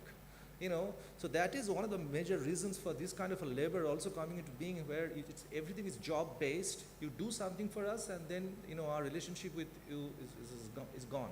That kind of thing anyway. If I had actually understood your question rightly, I think it's a very, very pertinent question, is how to create some kind of an interface between the policy and the policymakers and the institutions who will reap fruits out of this immensely rich and resourceful, billions and trillions of people constantly suggesting and doing certain things. And there could be loopholes, but there could be, but this is an immense task, and that the process has already started. And unfortunately, the policymakers don't pay much attention to this. They think that everything is bad about this. That is the problem.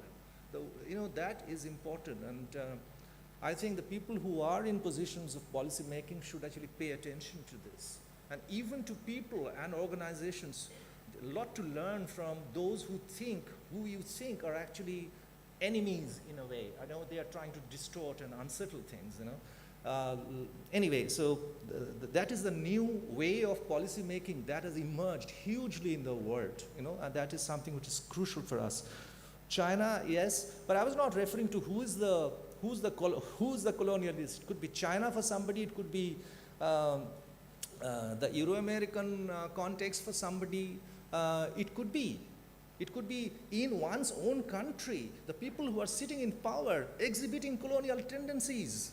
Let us not forget that. We are looking into the structures of the colonial. It doesn't have to be necessarily understood for thousands and thousands of years of a certain constant called the Britishers and certain constant for the Spanish or the Portuguese. We are looking into the episteme and epistemological structure of the colonial. So that's important for us. And the problem is that you are looking to China and the Britishers as the colonial, or even the Mughal as some kind of a colonial. You are not able to understand that what is written very much into the linking architecture and the communicative architecture of the Facebook or for an Instagram, there are certain kinds of biases that are already written into that. Apart from the fact that it comes from a lot of Euro-American context and money is actually being made by them. You don't look into that. You do not have any problem. You constantly talk about using that for social purpose. I'm not privy to that. I have problem with that kind of thing. You are not raising the fundamental question of, and forget about colonialism, because I don't agree to this book, and I really don't think that, colonialism is the only framework through which it has to be understood. So rightly pointed out by many of you, which is fine. But the point is that you are constantly, if you look into everybody is constantly talking about that we have to decolonize ourselves, we have gone through hundreds and thousands of rules of this and that and this and that. Possibly Nehru also constitutes some kind of colonial mindset from which we have to liberate ourselves. But you have a very unproblematic idea of such structures of technology which you think are not embedded in colonial framework. Number 3 is what is this? Sorry, I couldn't understand the question that you raised about normal media and social media. Maybe we could talk over lunch.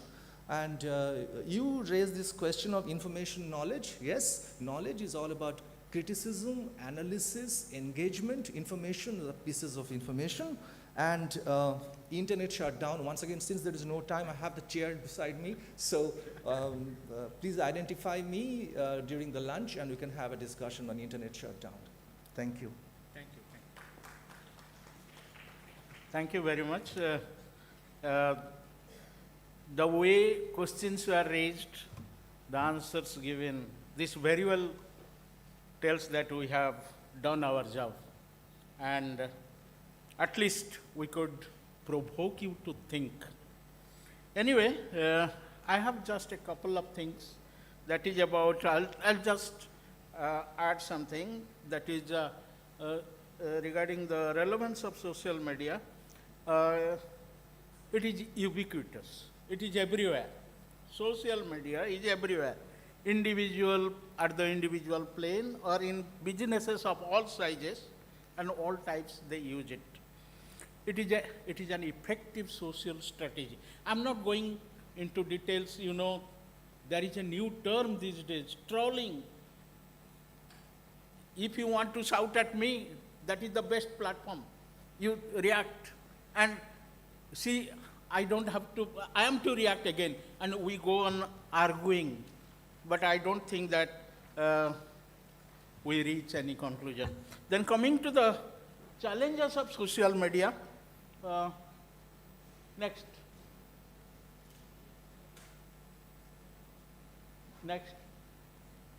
Challenges of social media, this is most important. There are certain mental health issues I referred to in my opening remark. The overuse of the social applications can results in burnout, and that is how our youngsters, they lack patience. I'm not blaming them. It is the conditions around that created the situation. Then there is a question of polarization also.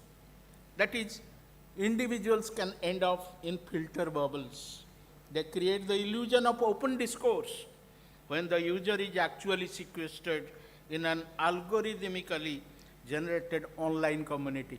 And this very entry of artificial intelligence, deep fact, and all these things, they are the issues to be handled very carefully. Then most of the time disinformation also. Many disinformation is processed. Then Here I will refer to Sherry Turkle's study in MIT, Massachusetts Institute of Technology, wherein the title of that study is, Alone Together. Alone Together. That is lonely reciprocity. We are lonely, but we are responding. Alone, we are alone, but we are together. This is a very typical thing. There is another study by Chicago Booth School of Business that tell that it is more addictive than tobacco and alcohol. Very addictive. Even I have seen our kids, they don't have time to talk to us. They are so busy. And if they want to communicate, that is again through WhatsApp. And at times I am confused how to convince them. This is not the way. Come together. Let us sit. Let us interact. They have no patience. Nearly 5 billion active users, 3 billion exhibit a real dependence, World Health Organization is telling. Mental health issues, anxiety, depression, irritability, isolation, distancing oneself from the real world, entering into the virtual world, that is personal dissatisfaction, depression, hyperactivity, and even lack of affection. Then we have to redefine how to live. Is it the life we sought for? Is it the life we have to go with? Anyway, here I am reminded of Steve Jobs, the co-founder of Apple. He restricted the viewing time for his own children. He created a situation, engaged our children, but he restricted the viewing time of his own children. That was his dilemma, perhaps. And now, I have already touched upon whatever I was to say, but with the permission of Professor Padi, I must share with you one thing. When he requested me to join you, particularly on the concept of social media, I was inspired, and I wrote a poem. Sometimes I write poems, and my poem is Desolate Discord. The title of the poem is Desolate Discord. It goes like this. We chat for hours together. We chat for hours together on Facebook, Instagram, and Twitter, not over the fence with the neighbor. Pallbearers we all are, carrying the coffin of a race. We are face to face in Skype. Smartphones make us mute. Our fingers play the game. We never open our lips. Our fingers play the game. Verbal words elude us with ease. Texting is but the current craze.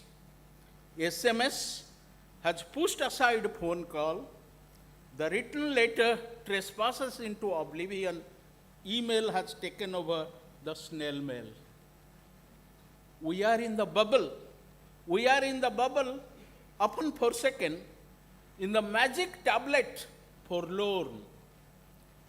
Within the self-made cocoon, we have a safe sojourn. So, what is the answer to this? Love, let's be faithful to one another. Accede to my presence at least once. Look into my eyes, rosy eyes. Feel my cozy touch at least once. Hold on bold our dwindling bond. Hug me, lock me in your arms, sense my body's response. Listen to then my last plea. I am alive, a pulsating entity, a living entity, not just a virtual, paltry thing, but an aspiring, authentic being. That is my appeal to all of you. Let us be an aspiring, authentic being. Thank you.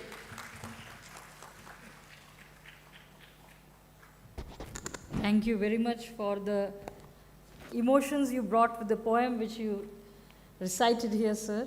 and we are coming to the fantastic end of this first plenary session of day 2 and the plenary session 3, and I request the organizing committee to come forward and help us for the felicitation of the chairperson and the speakers.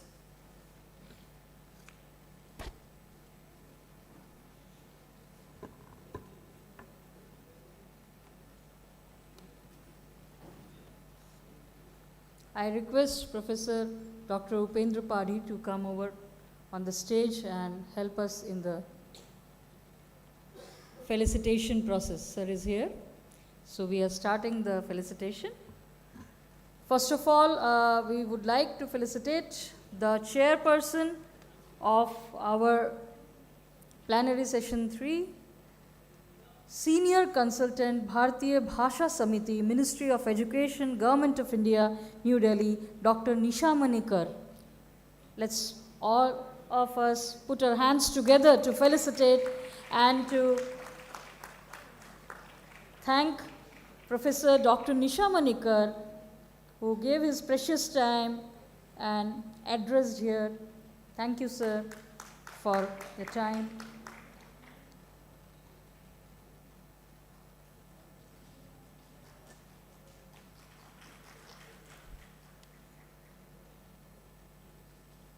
Now I request Professor Dr. B.K. Ravi, Vice Chancellor, Koppal University, Karnataka, for the felicitation. Thank you, sir. Thanks for your insights and experiences which you shared with us.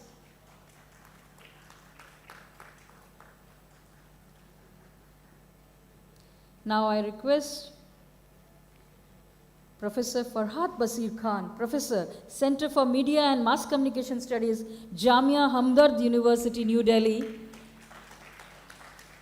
Thank you very much for your presence here and your contribution for the plenary session 3. Thank you, sir.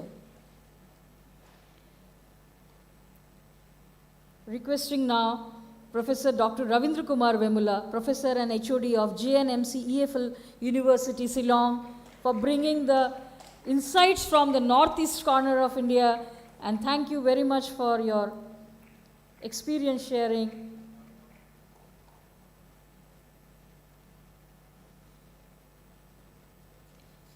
We have with us Dr. Abhijit Roy, Professor, Department of Film Studies, Jadavpur University, Kolkata. Thank you very much, sir, for sharing your global insights and giving us examples and helping the students here to know about how to go about and what are the future trends. Thank you very much for the felicitation, Professor Dr. Upendra Padi.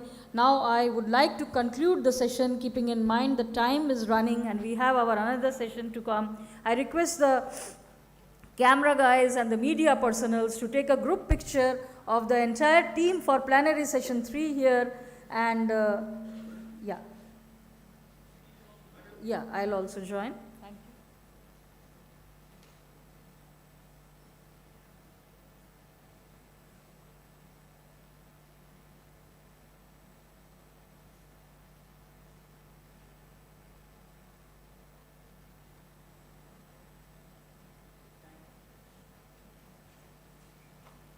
A very brief vote of thanks for all the speakers and dignitaries who were here with us since morning 9 a.m. Thanks to the entire team of the audiences, which is a mix of all the academicians from all over India and the dignitaries who have come here as speakers, the participants, because today the day 2 is important for the participants who have come up with their papers. Thanks to the student volunteers, media, and of course the organization team. Thank you, and we are over for the first session and we will be beginning the second session within a couple of minutes. Thank you.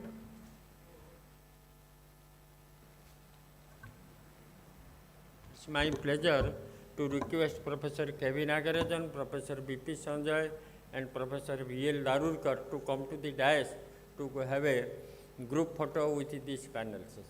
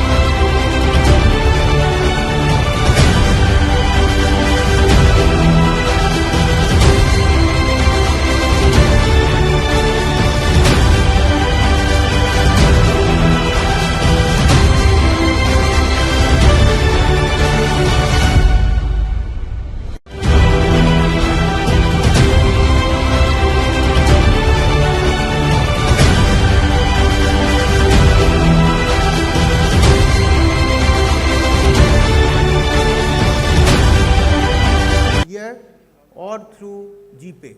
Thank you all.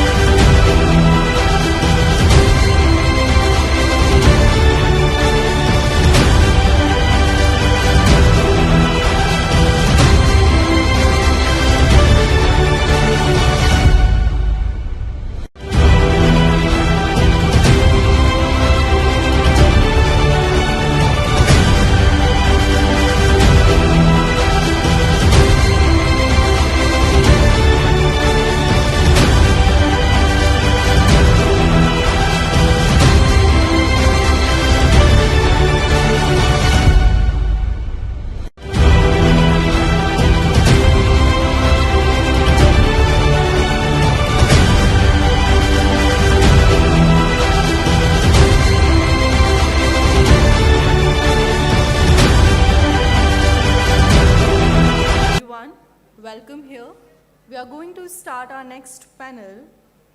I, Garima Sharma, from Department of Journalism and Mass Communication, Vanasthali Vidyapeeth. It's my pleasure to be moderate for this lesson on digital media regulation in India and social media ethics, AI, legality of digital language.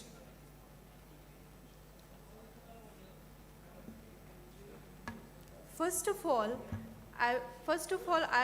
all of my briefly introduce to all our speaker and our chairperson for this panel. For this panel, our chairperson is Professor K.V. Nagraj, former Pro-Vice Chancellor from Assam Central University. Our speaker is Dr. Narendra Kaushik, Dean of School of Mass Communication, JECRC University, Jaipur. Shri Saurya Sundar Das, Senior Advocate, Odisha High Court, Cuttack. Dr. Lokesh Sharma, Associate Professor and Head Journalism and Mass Communication, Vanasthali Vidyapeeth, Rajasthan. Dr. Devendra Bharadwaj, Assistant Professor, Department of Journalism, Delhi College of Arts and Commerce. Due to some work, Mr. Narendra Kaushik and Mr. Devendra Bharadwaj is not present here. I would like to request to come up on stage Mr. Narendra Kaushik, sir. Okay, I'm sorry. To start our session, I would like to call my chairperson for this session, Professor K.V. Nagraj, sir, on stage. Please come, sir.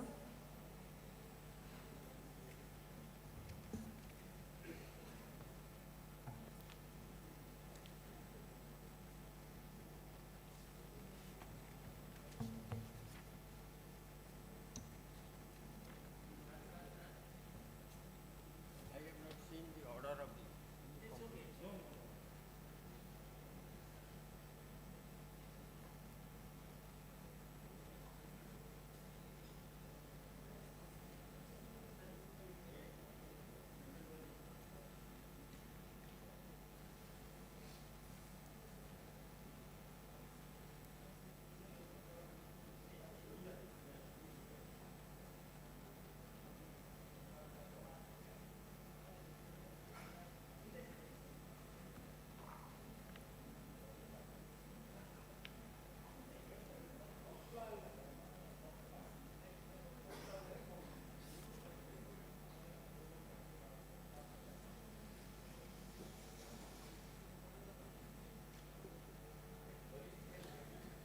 Mr. Saurya Sundar Das will join us shortly. Our next speaker, Dr. Lokesh Sharma, sir, please come on stage and join us for this panel discussion.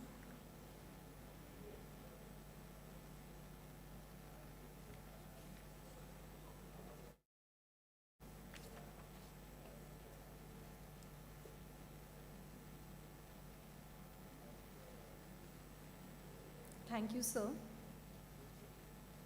As we know, for this panel discussion, our theme is digital media regulation in India and social media ethics, artificial intelligence, legality of digital language.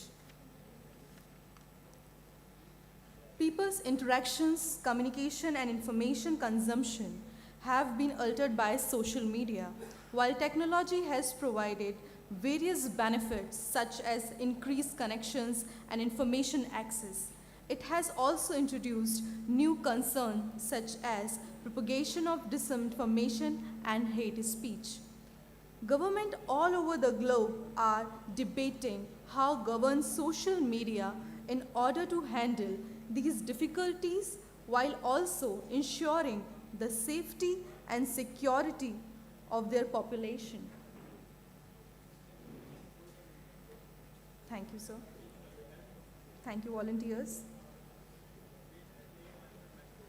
Governments all over the globe are debating how to govern social media in order to handle these difficulties while also ensuring the safety and security of their population. India has put in place a regulatory framework for social media that consists of patchwork of laws, rules, and regulation enforced by various government agencies. I would like to call my chairperson for this session, to opening remark about this session. Please come, sir. Thank you.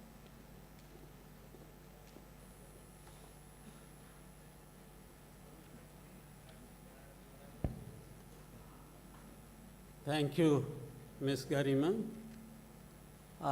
This subject is perhaps given to me to expose my ignorance. I love it because everybody has got his own quota of ignorance. I was just listening to the presentations by the speakers of earlier session, and it gave me a lot of food for thinking. And normally, I make fun of myself because it is always better to be very critical of one's own self. That's what Dr. Nisha Manikar has said. And also self-reflection. These are the two things that are very important. And the most important point here is, just like Ravindra Kumar Vemula, I also say that I am from the Northeast because I have spent almost 8-9 years in the northeastern part of India, so I know how things are there, particularly in Mizoram. See, some of the words which we have used, democracy, power, all these things, there are two aspects to them. One is the legal aspect, the constitutional aspect.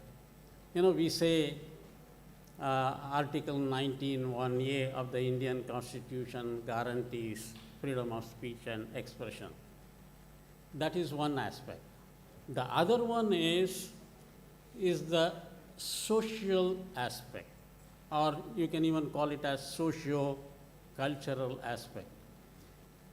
You know, these are very important in the sense, legally speaking, it gives one kind of perspective. Socially speaking, it is of another perspective. So, when we talk about freedom, the question is, what freedom? Or whose freedom? You see, is it the freedom for the subaltern masses, or is it the freedom for power elites? You know, those of you who are familiar with English literature, you must have read Kafka's novels. Beautiful novels written about the modern aspect of life. So, whenever I talk about media, some of these things, making fun of certain things, news sense over the years has become nonsense. Why? Why do I say this? Because everything trivial is becoming important, and what is important is becoming trivial. Yesterday I spoke about the page 3 culture, which is devoid of the realities. So this is what we have been talking of. So when you talk about the legal aspect, freedom is one thing, and when you talk about the socio-cultural context, it is another thing. So we are also talking of social media ethics and a legality of digital language. I'm a little bit conservative when it comes to language, its proper use. You know, the whole question here is can we interpret legalities of freedom without taking the socio-cultural context? Because I have experienced many things, particularly with reference to, the social media practices. When I was in Mizoram, not long ago, just 7-8 years ago, the greatest problem was, the girls getting messages from boys, some kind of cyber bullying. Mizoram is not a big state, it is a very small state with hardly 11.3 lakh population. But the problem was how to solve this. It became a social menace. And it could not be solved by, the legal recourses. If you go to the police station or file a complaint, it would have become a real community issue. In Mizoram, going to the police station against another person is not always accepted. It should, everything should be settled within the society. But the young people were not listening to the elders, and the girls were, they were being attacked day in and day out. We have done a lot of research about it in Mizoram, a small state, a small tribal community, where community life is very important. So this is one thing. And the second thing is, when we talk about democracy, we talk about political parties, we talk about elections. What happens if somebody says, some leader, some neta says, who is in power, that I am democracy? It has happened. It has happened in the political history of several nations. Now, I am going to ask what kind of legality we can think of. These are some of the issues which I just wanted to place before you.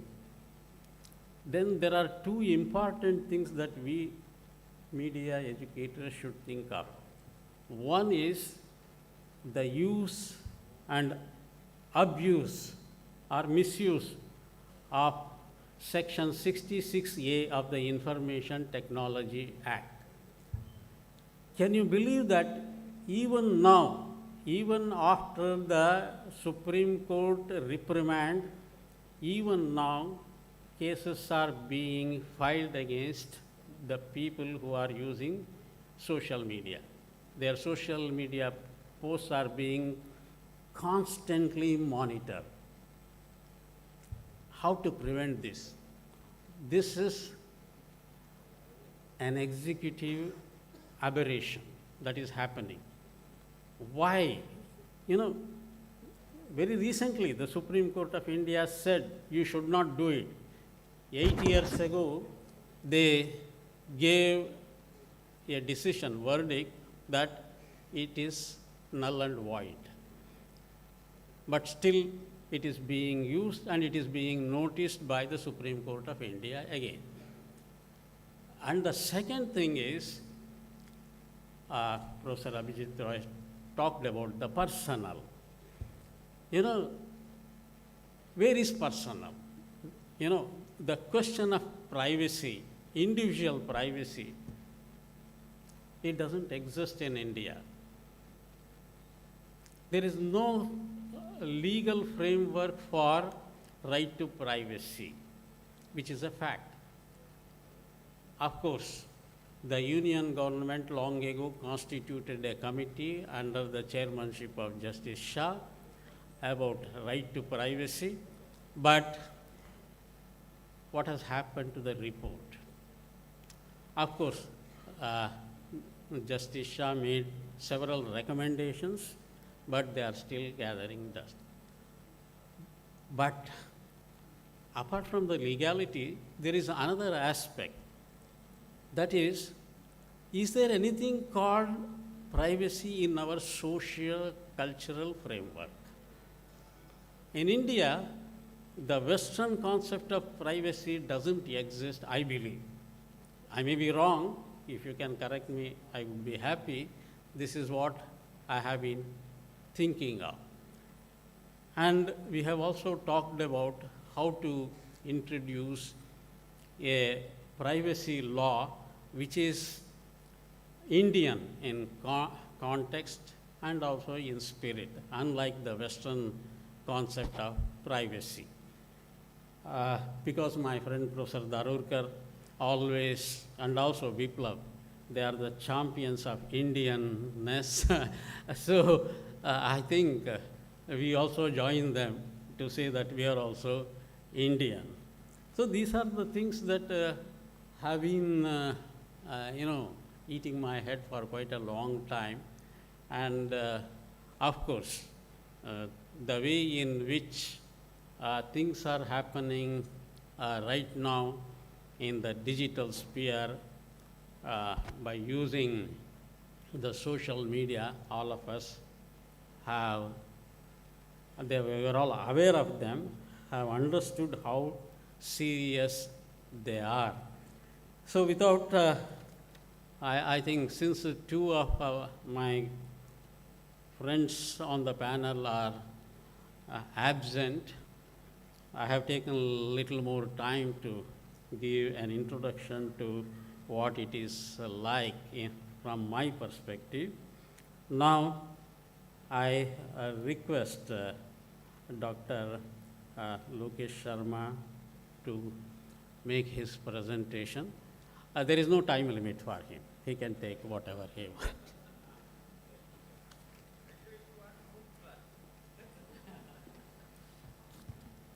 Thank you, sir. Thank you for these words.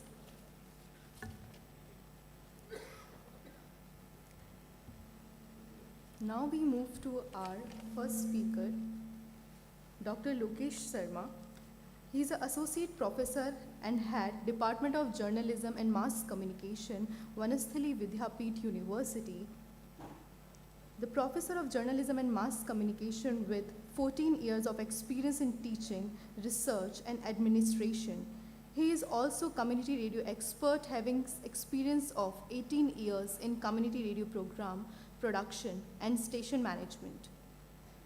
Currently, Dr. Sharma is serving Vanasthali Vidyapeeth as associate professor.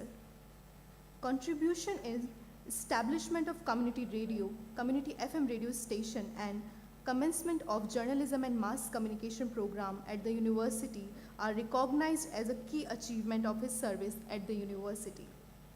He has participated and presented in more than 60 plus international and national conferences on journalism and mass communication.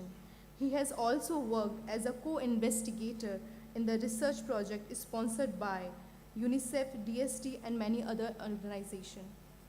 Please come, sir, on the podium and share your thoughts with us. Thank you.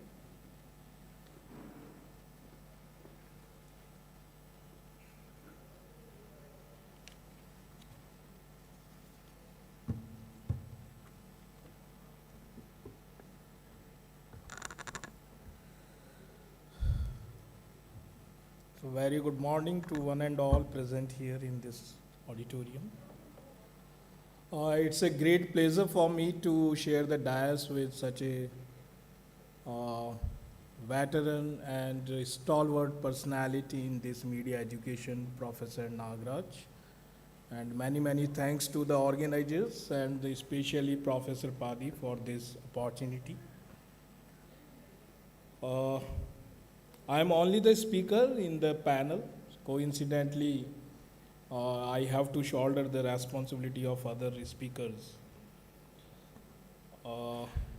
As far as the topic, this digital media regulation in India is concerned, this is one of the most complex and ongoing process evolving process in the context of the media regulation, and this is one of the most complex topic, not only because of the complexity or the dimensions of this topic, because this is also in the list of the topics given by Professor Padi. So Professor Padi usually gives the complex topics and complex issues to talk about. Uh, Digital media regulation has some history, some background. So let me start with the background of this issue. We know very well that in India, to regulate the print media, to regulate the electronic media, we have certain organizations. We have the Press Council of India for print media. We have the News Broadcasting Association for this TV channels, TV broadcast news. But for the digital media, so far we don't have any such organizations, such systematic setup actually. And in the last few decades, we know very well this expansion or the rapid spread of this social media in all the spheres of our life has raised some concerns, has grown some concerns regarding the dignity, regarding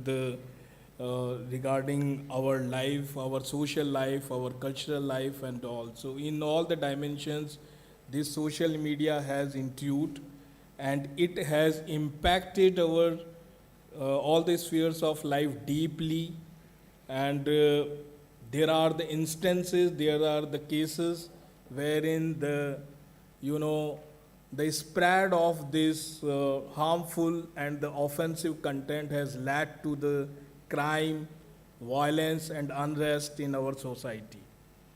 So many instances, so many cases have been observed in our country, and the government of India was very much concerned about these issues, these cases. And that is why the government of India came with some rules that is known as the IT Rules 2021, which is Intermediary Guidelines and Digital Media Code of Ethics. So in 2021, the government of India came with the idea of the regulation of this digital media. And let me share 2-3 guidelines, important guidelines of this act or these rules. That is, one is that because before this 2021, this IT rules, there was some amendments in the IT Act in this 2011, but there was the Section 79. And this Section 79 provides the immunity to all these intermediary giant techs, all these platforms like Facebook, WhatsApp, Twitter, and all.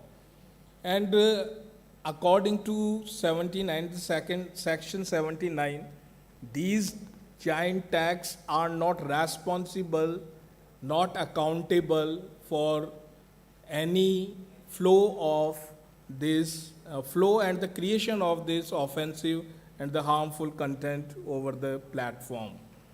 But in 2021, when the government introduced this IT rules, one of the guidelines is that these intermediary, the tech giants, are the responsible, accountable for the flow and the creation of this harmful and offensive content, and they will have to take the responsibility.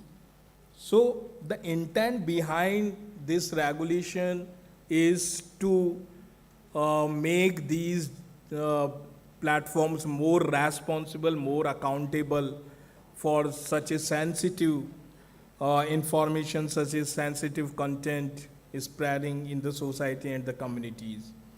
Another guidelines is that these tech giants, these companies do not have any grievance redressal mechanism system. So they will have to set up, they will have to organize a grievance redressal mechanism. For that, they will have to appoint a competent officer who will address the complaints of the users. And if there is the complaint by some user, these companies will have to take down this content within the 36 hours of this complaint. So these are some guidelines of this digital media regulation rules, which was introduced in 2021.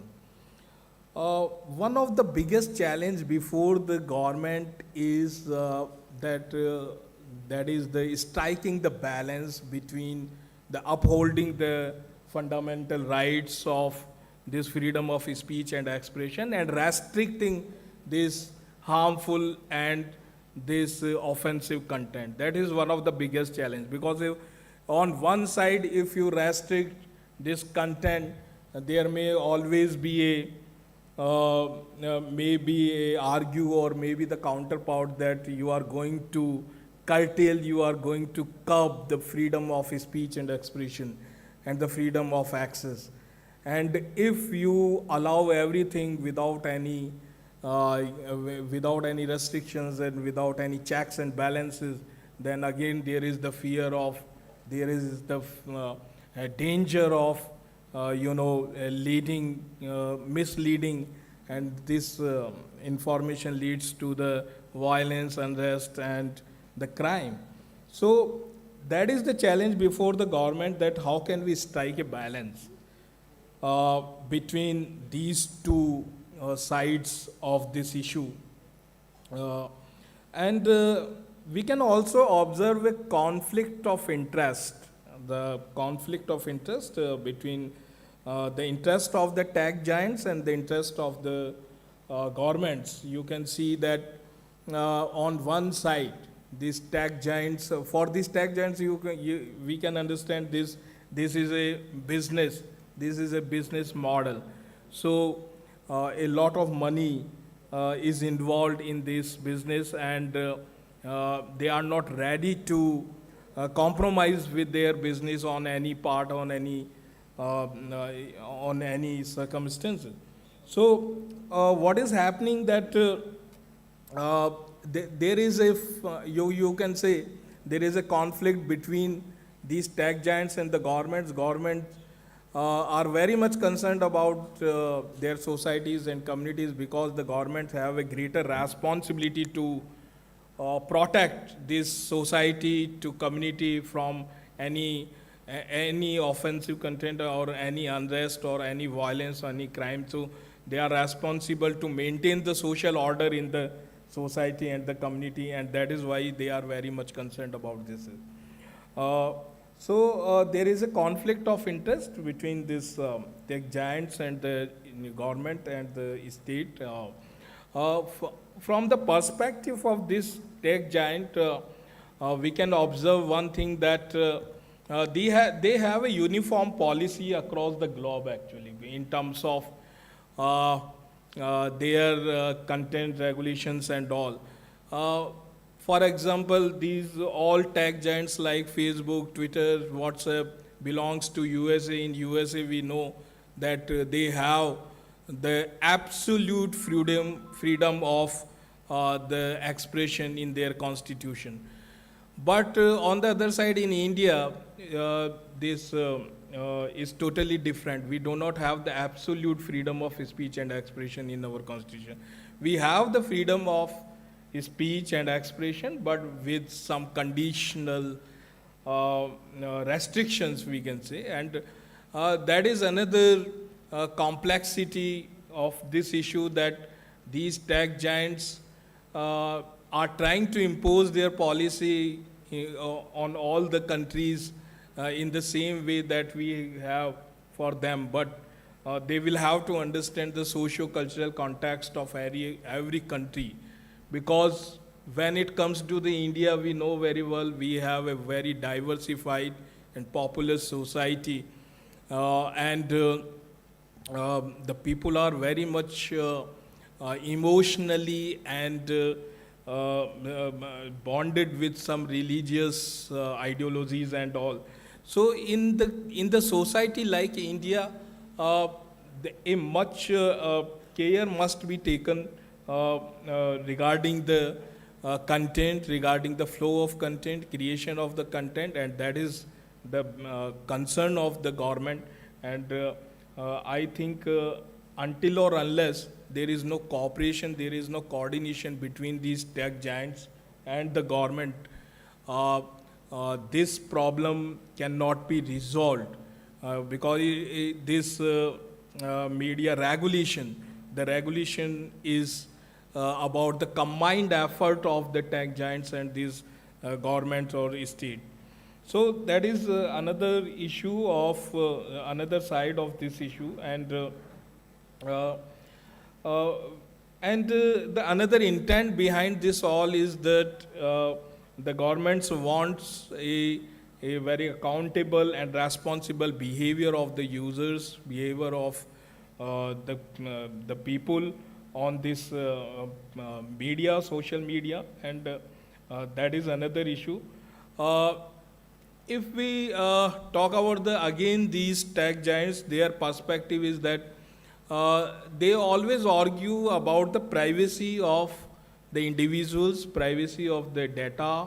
They come with all, they always argue, they always counter that if there is the regulation, if there is the restrictions over the content, it will also infringe the privacy of the individuals. And they also talk about the technological limitations like this end-to-end encrypted technology, which does not allow the sharing of this data with any other third party. So these are the technological aspects of this issue. And as I said that the country like India, we will have to think differently about our country, because so many instances have been observed of the internet shutdown.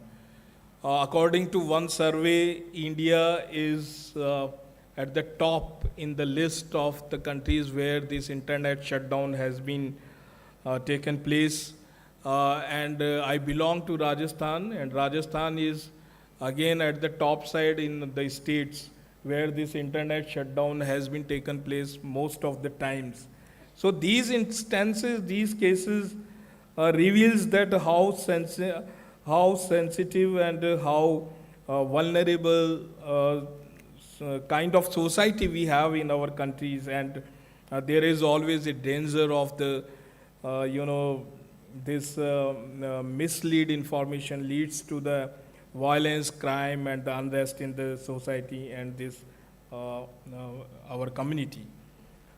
Another challenge before this government and this in this context of the media regulation is the moderation of the content. So it's quite difficult to trace out this moderation of content. And now let me come to the possible ways. How can we regulate? Because as I said, it's a complex issue and it is an ongoing issue. It's a continuous. So there is always the scope of the further debate and deliberations on this issue. And at the moment, nobody can expect the concrete solutions, concrete answers of the questions related to this issue. But yes, we can talk about some of the possible ways to regulate or to address the issues in this digital media regulation. For example, we can talk about the collaborative approach in which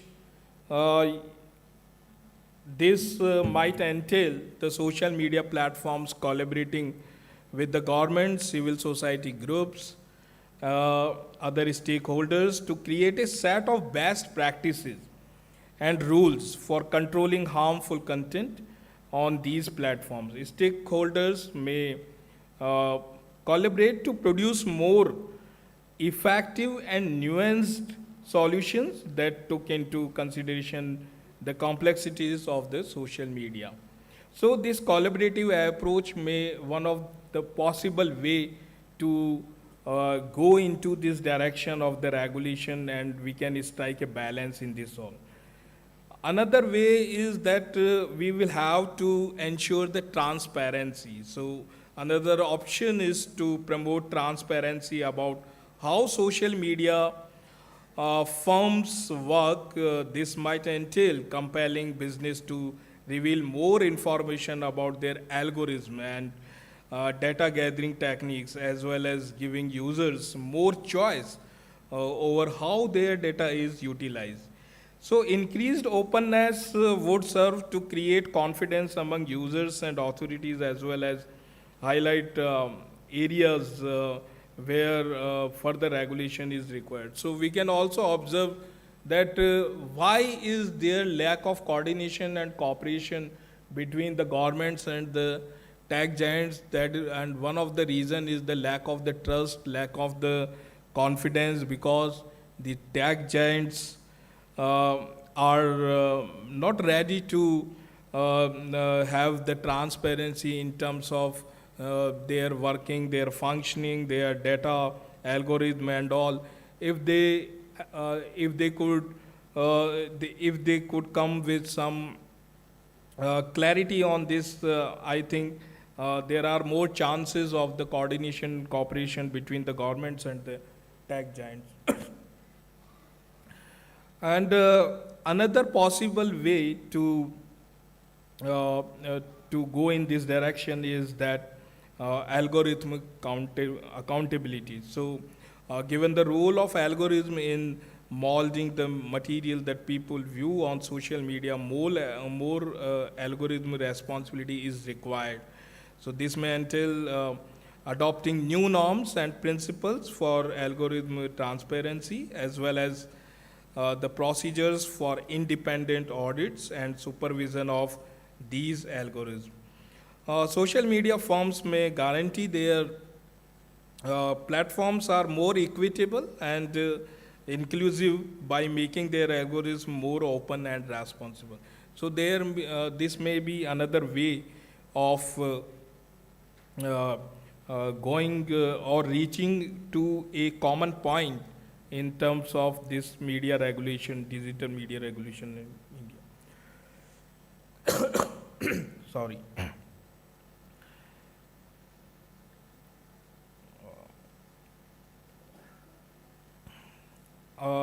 We can also talk about few more possible options, possible ways to regulate the media regulation, media in this context. So, multi-stakeholder governance. So, on the part of the governance, we can see more multi-stakeholder governance methods to social media regulation are required.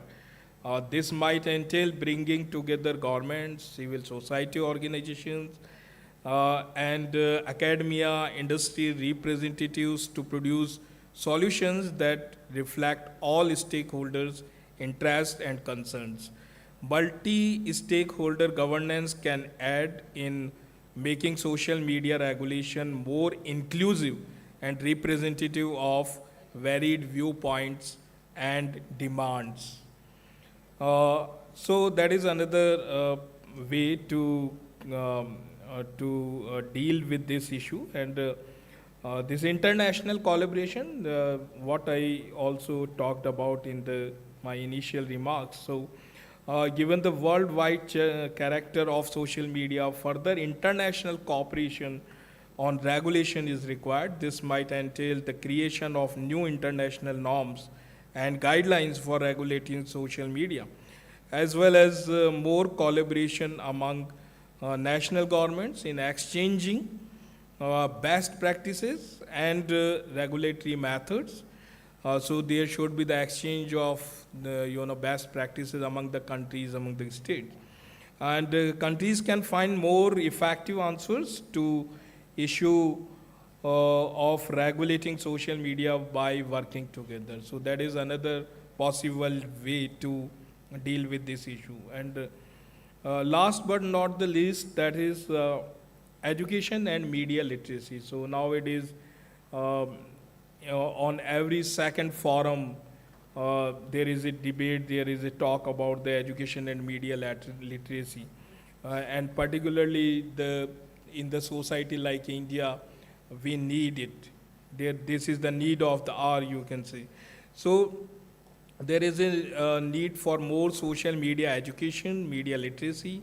This might include creating new programs and efforts to assist users in better understanding how social media works, identifying the reporting dangerous information, and protecting their privacy and security online. We can assist people become more educated and responsible online participants by enhancing their media literacy. So in this direction, government has also come forward and taken some initiatives to start some media literacy programs, and academia is also coming forward in the same direction. So, many experts have already recommended to incorporate this media literacy as the part of the curriculum in the universities, schools, and the colleges. And that is, I think, that the time has come, because another challenge, another issue is the difference of the speed between this, media. The media changes rapidly. The technology, the content, the right style of presentation changes very fast. While on the other side, in the academia, on the grounds, the things takes place very slowly. So this gap is to be bridged, and we will have to align. We will have to be go with this speed, so that we could mitigate the challenges of this issue. So if I sum up this all, we can say this is a very complex and ongoing issue. Further deliberations and discussions are required in this. At the moment, nobody can have the concrete solutions and the answers about the digital media regulation. The governments have their own perspective, the tech giants have their own perspective, there is the conflict of interest, and there is also some technological issues in this. So these are the aspects, these are the issues of the digital media regulation in India.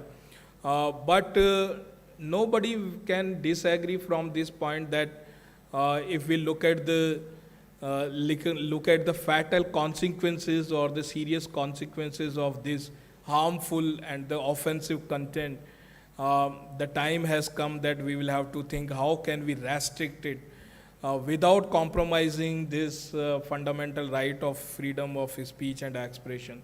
So that is the point to be discussed and deliberate.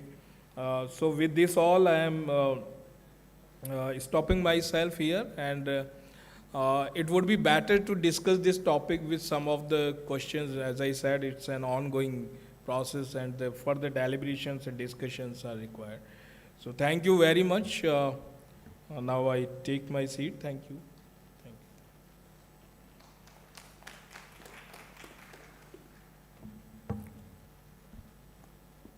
We were listening to Dr. Lokesh Sharma, sir. Sir, we're talking about legal aspect, guidelines, rules, law in media, the digital media regulation, pros and cons of social media, and the media literacy importance. Thank you, sir. Thank you, sir, for your valuable thoughts on this topic. Now we move to our next speaker, Shri Saurya Sundar Das, Senior Advocate, Odisha High Court, Cuttack. Surya Sundar Das, sir, is a synonym with excellence in the field of law, with distinguished senior advocate at the Odisha High Court, Cuttack.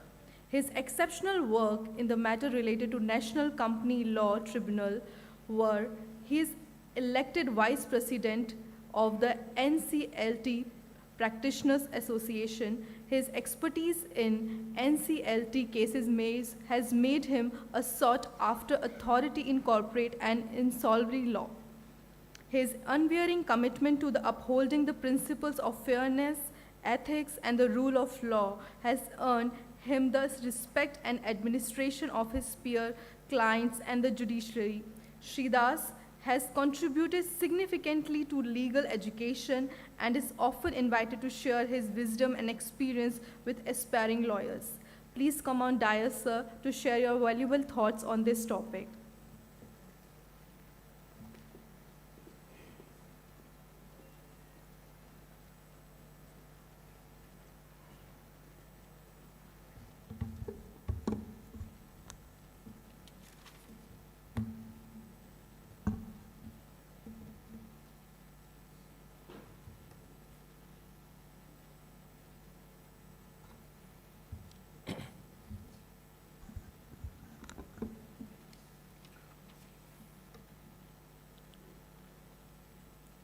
Mr.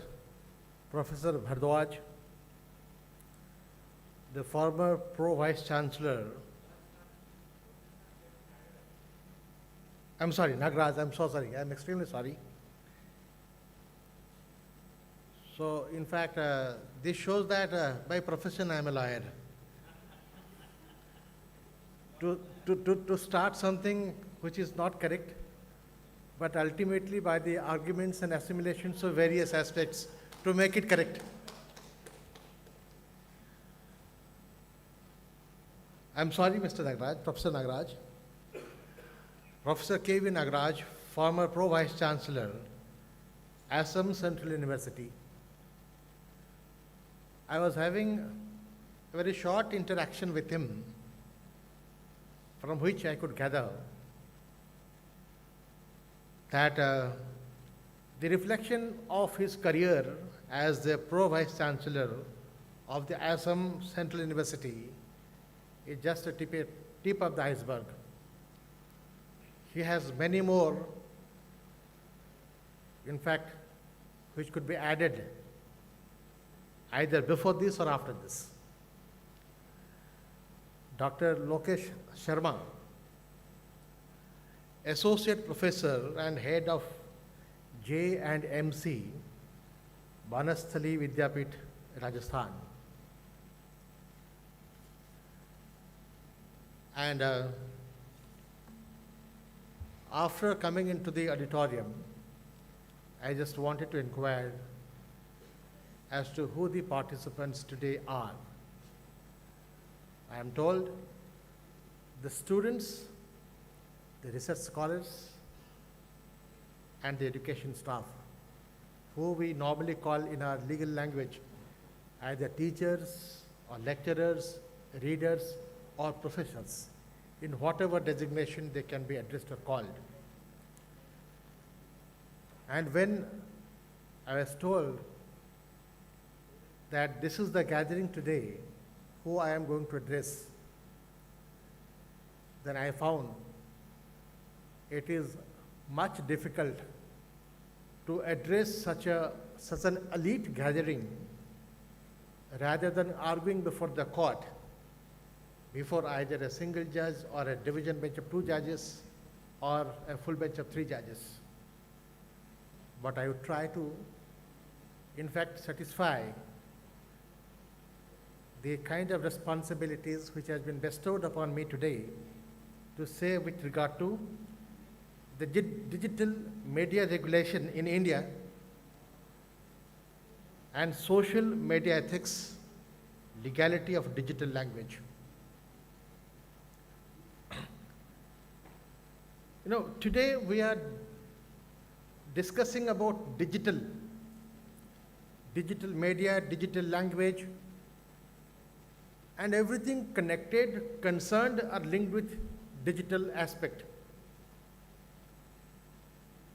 You know, before this digital word or digital world or digital aspect came to be our friend, came to be our neighbor, or came to be a part of our life, we were only knowing about the analog system. Then question comes as to what is an analog system and what is a digital system.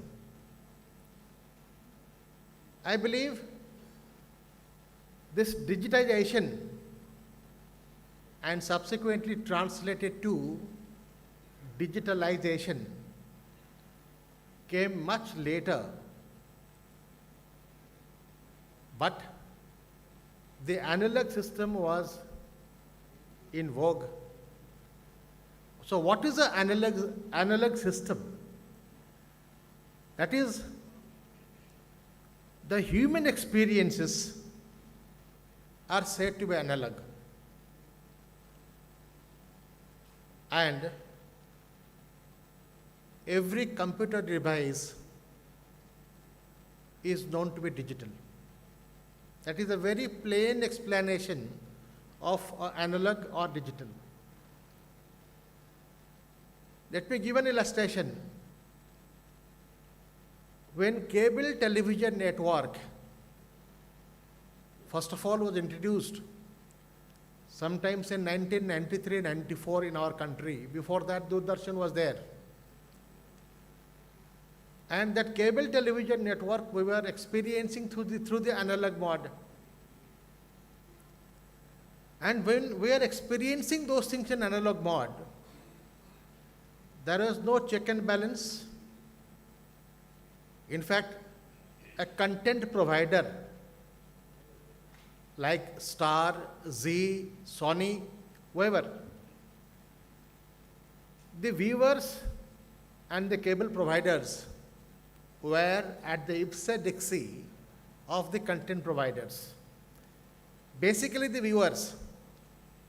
The reason being, at a given point of time, if I am having a cable television connection, at a given point of time, I would be watching only one particular channel. But though at a given point of time I was watching a particular channel, I was paying for all the channels I had subscribed. If I was consuming 5 rupees, for consuming 5 rupees, I was paying 120 rupees. And this analog system was done away with by the digital system when the set-top boxes came into being. And I am not going to name anyone, but there is one person from Bhubaneswar itself who is an industrialist, a politician, and a well-acclaimed intellectual in our society. I would not name. If I name somebody, then it will be like canvassing somebody. But this digital system, I can say it is his brainchild. He has been advocating in favor of this digital system. The reason being, if the digital system is, gets affected through a set-top box, if I am talking about the cable TV. In a set-top box, we can control as to which channel I want to see visit at a particular point of time. If I am visiting a particular channel at a particular point of time, I have to pay for that period, not for other channels. So this digital system was introduced, came into being for the purpose of social good. It is a socially beneficial provision which had introduced. And when it was introduced, I would say again come back to one aspect, digitization and digitalization. Normally, these words are used without really meaning as to what is a digitization and what is a digitalization. they are being overlappingly used. That is the reason sometimes we fall prey to certain expressions. And by falling prey to the expressions, we commit some legal blunders. Let me explain in a very nutshell. Of course, that is not my cup of tea, but still then as a lawyer and then as a designated senior advocate, when we argue matters in the court, we first try to understand the very subject.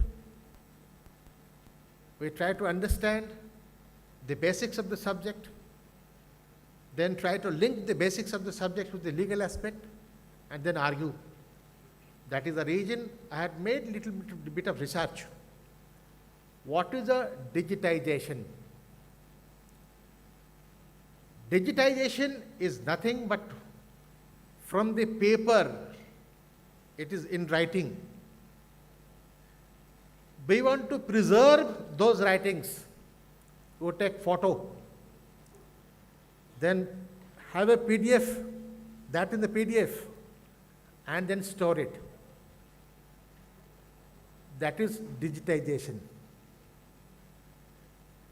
So no criminality or no legal aspect can be brought into as far as digitization is concerned.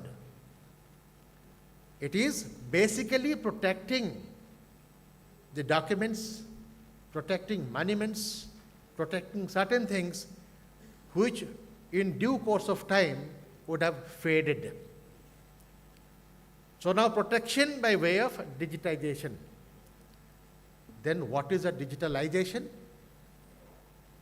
When digitization gets graduated or gets translated to reach other people,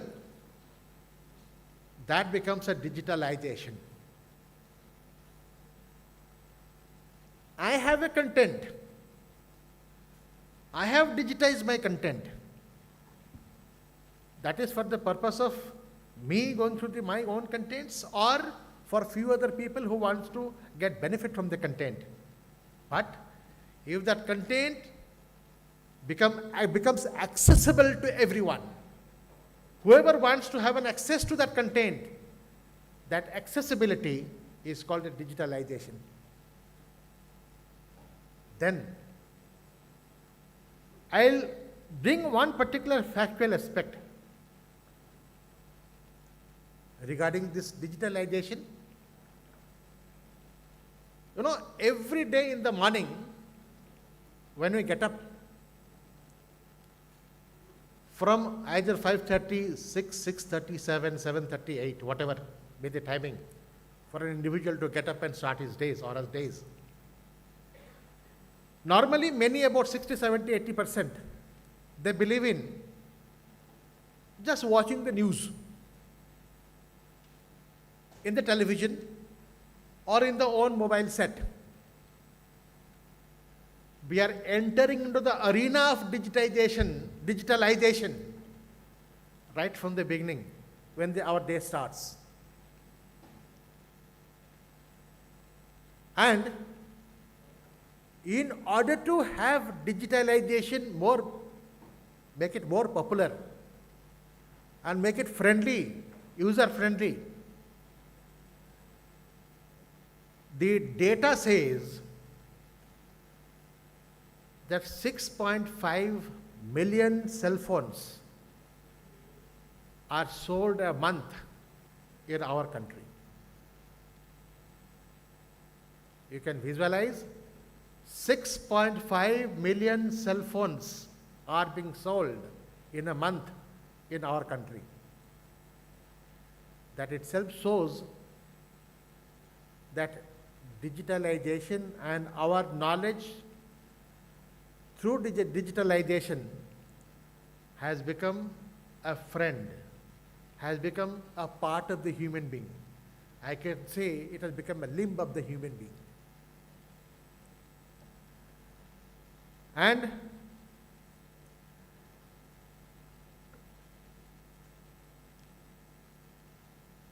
Then comes, what is a digital media?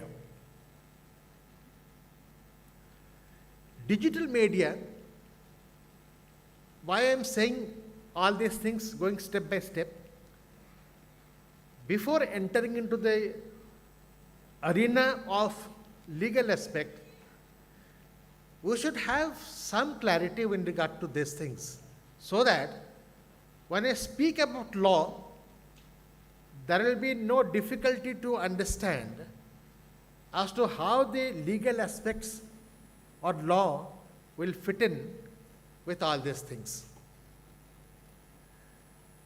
Digital media, it includes any device or a medium that uses digital signals to convey a content. So that is the reason, just before this I have said that I can digitize my own content, but by way of digitalization, my content becomes public. Anybody can have an access to my content. Like now, Odisha High Court is the first High Court in the country. Many of may not be knowing, present over here may not be knowing. It is the first High Court in the country which has digitized the entire filing system, and it is in the process of completing the digitalization system.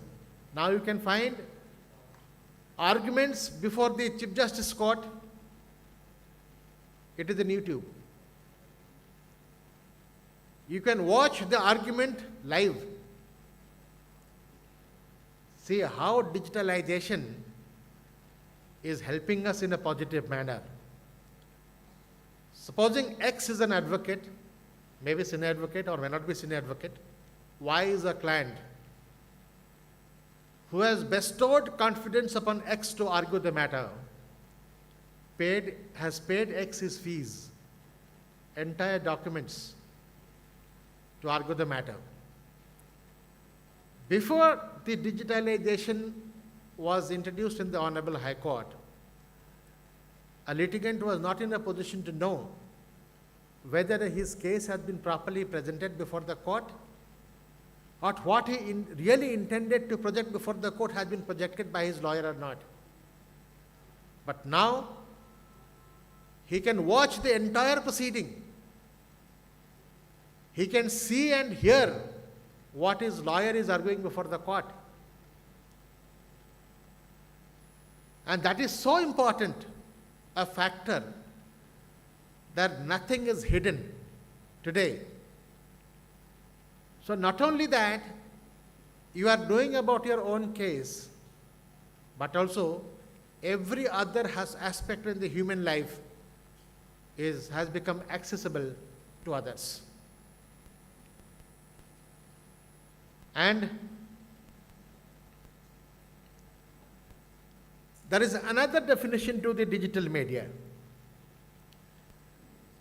That another definition to the digital media is, it includes any format or device used to convey the content using digital signals. Digital media is digitized content that can be transmitted over the internet or computer networks. This can include text, audio, video, and graphics. So we cannot confine digitalization to one particular aspect. It is a multi-aspect, multifaceted sort of social, device given in the hands of the public to reach out to things which he intends or desires to reach. I'll come little later as to how the desire becomes ill-directed. When the desire to know things becomes ill-directed, then comes the role of the court. Then comes the role of a regulation, because there has to be a check and balance for everything. And what is most important, once I was arguing a matter in the court, I was very young, a lawyer then. And after my argument, I was again sitting in the court watching other proceedings go on in the court. In a matrimonial matter, which was being argued in the High Court, a lawyer argued something which is not germane to issue. In fact, when the students, the research scholars, the professors, the lawyers, and intellectuals basically want to address something, maybe in the classroom, or in the courtroom, in the public, or in the auditorium, they should all know what is really germane and whether the speech, argument, lectures are germane to issue or going beyond. There the learned lawyer argued something which was transgressing into the private life of one of the spouses. There the honorable judge said, Mr. So-and-so, Mr. Counsel, don't make the private life of someone public. So this is exactly what is being regulated today. Don't make the private life public through digitalization. Don't enter into the privacy of someone by way of digitalization. In the garb of, in fact, becoming more transparent, don't enter into ugly sort of things, which in fact destroys the very character of digitalization. That is the reason came the Information and Technology Act 2000. Not only that, the Information and Technology Act came in the year 2000, but also based upon certain legal provisions of the 2000 Act. In short, I can address IT, but sometimes if you say IT, it becomes also income tax. So that is the reason better to speak Information and Technology. So if it is Information and Technology Act, then under certain enabling sections, rules and regulations are being framed. But the Act remains as a substantive legislation. When the Act came into force, then there are so many aspects in the Act, like definitions defining every aspect which can come within the ambit of the Act, duties, responsibilities, liabilities, and then when offense is committed, if offense is committed, then what are the remedy, what are the punishment. These are all which have been mentioned in the Act itself.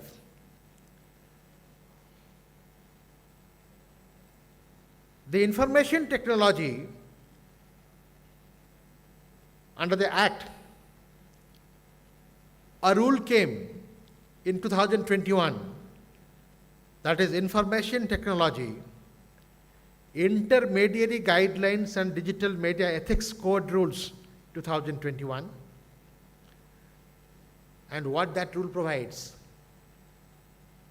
That provides that digital media means digitized content that can be transmitted over the internet or computer network, and includes content received, stored, transmitted, edited, or processed by an intermediary or a publisher of news and current affairs or a publisher of online curated content.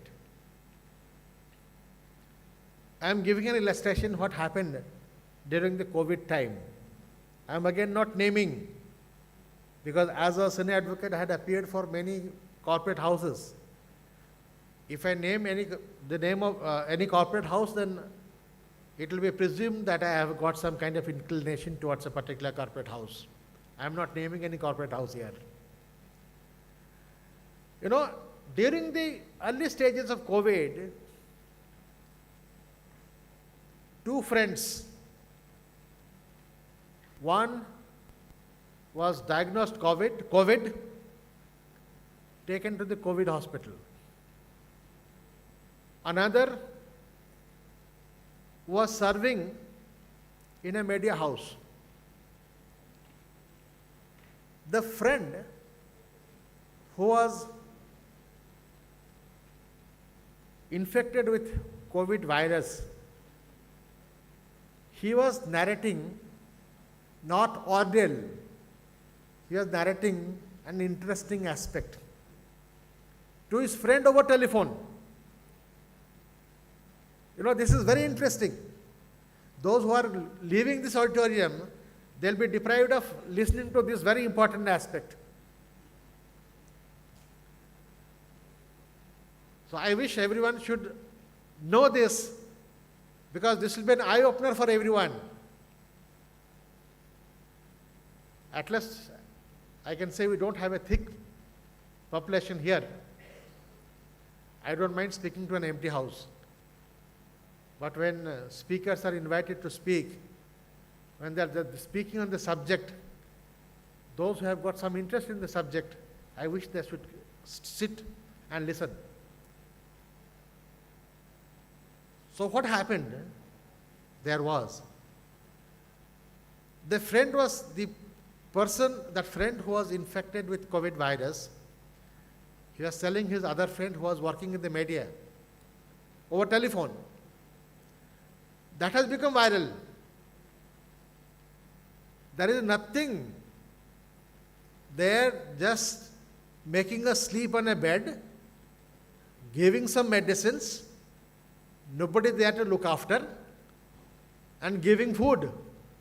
These are the foodstuffs being supplied to us. And after 3 to 4 days, when there is no fever, we are released.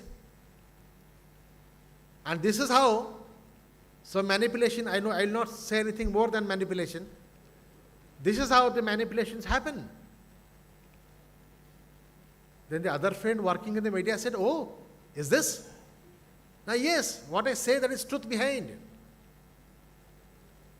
There is no exaggeration in my experience.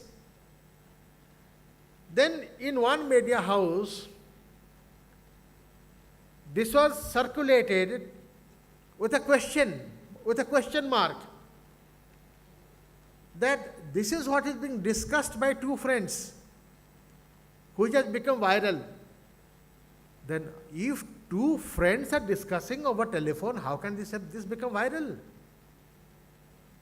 It could become viral only through this digitalization. Well, so one media house came out with a question: if two friends are discussing like this, would the government say, is it so, correct or not? Or would anyone who is responsible in the helm of affairs come out, is this so?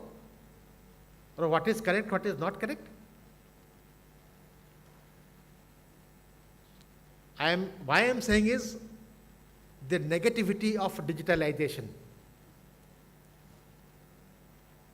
When there is an invention, the invention has to have all positive aspects. We should be optimistic about an invention. We ought not to tread into the darker side of the invention. And what happened thereafter? A fire was lodged, and people were searched, apprehended, cases before the court, bail application, quashing applications. So this is a misuse, utter misuse of digitalization. So what is wrong here? That intermediary system for which 2021 rule has come into being. So this is a prelude to explaining to the august audience here as to what was the need of 21 rule coming into being. There is an intermediary, that is the content provider. The content provider, when something is with him in the digitized mode, the provider through digitalization makes others or gives others a chance to have an access, then that becomes the negative aspect of digitalization. Very recently, two celebrities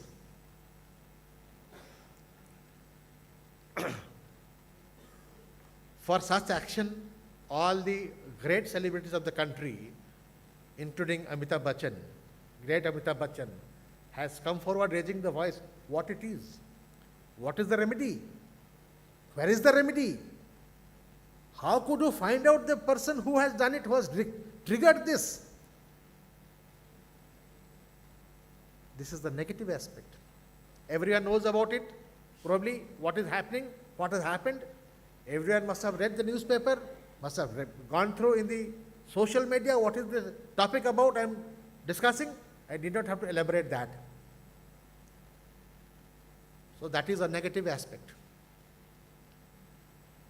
If it is a negative aspect, then what happens? What is the provision under law? I think section 67B, one of my bright, brilliant associates, Miss Shovana is sitting in the front. I think she can find out what is the section. It is in the book. If the book is with you, you can find out. I think section 67B of the Information and Technology Act. If somebody takes the photograph of another without the permission and takes the photograph of somebody in a swimming pool without permission, takes a photograph of somebody who is enjoying in the park without the consent, then makes it viral, and it becomes accessible to all the public. That means you are entering, what is the provision? 6, yes. So I am correct. Section 67 capital B of the Information and Technology Act. If you can hand me over the book, I can read out. I need to read out this.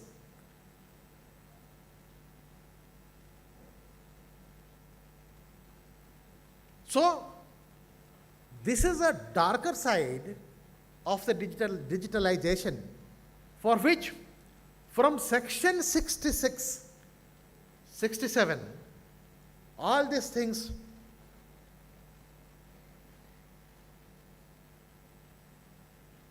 speak of the offenses.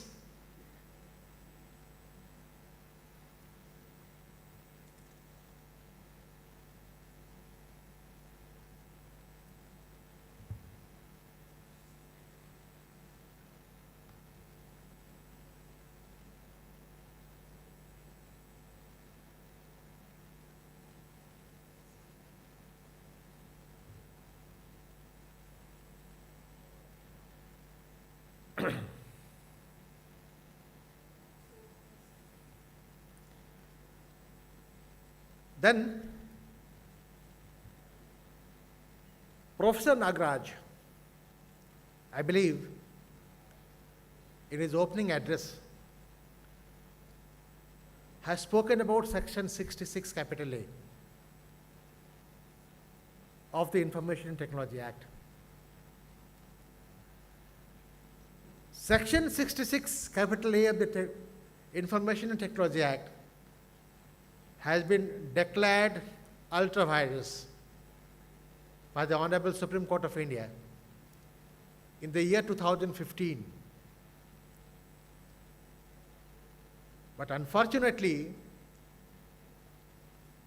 for either ignorance, maybe for the sake of ignorance, or deliberately, despite the provision having been taken away from the statute,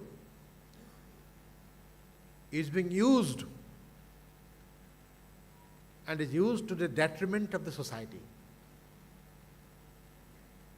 No enactment or no development in science is ever done to the detriment of the society. When we speak of law, law is nothing, it's a guide. Law is a guide as to how you would become social, how would you become a human being who would not violate any of the provisions or any of the things happening in the daily life.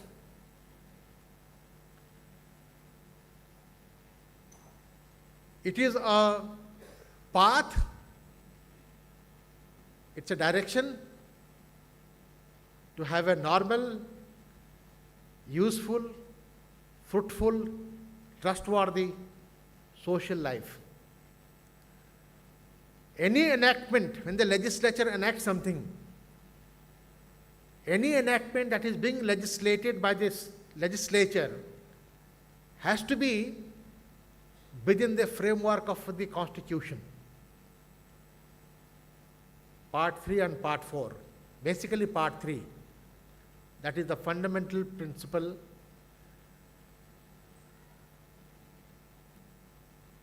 fundamental rights. And when we talk of fundamental right, right to speak, right to demonstrate, right to use whichever is usable in a particular way, it becomes fundamental. Fundamental right is wide, very large.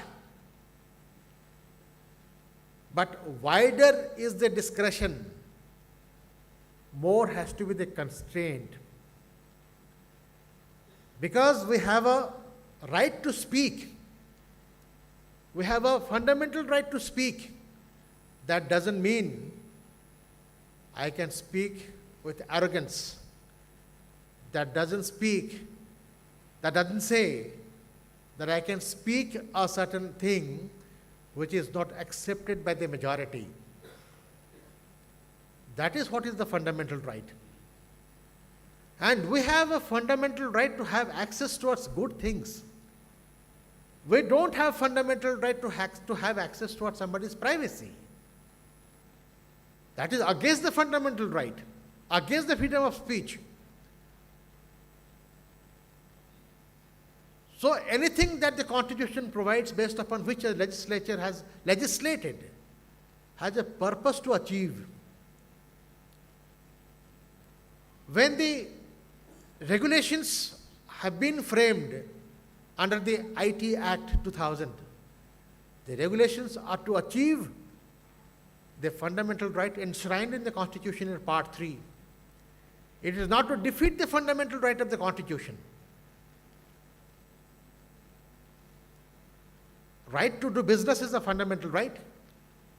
But in the guise of digitalization, you cannot sacrifice the privacy of somebody as your business. The moment you ever come across the privacy of somebody is being sacrificed for the purpose, for the heck of business, then there are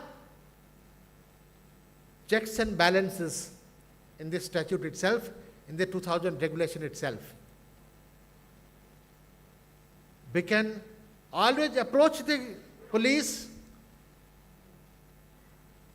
by complaining before the police with regard to anything happening dehones the provisions of the statute, and that is called a cyber crime.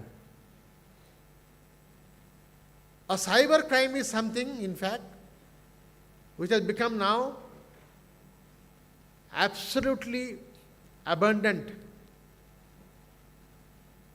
This cyber crime has become abundant because of the lack of regulatory system. Even there is a regulatory system, the lack of infrastructure in the regulatory system to control that.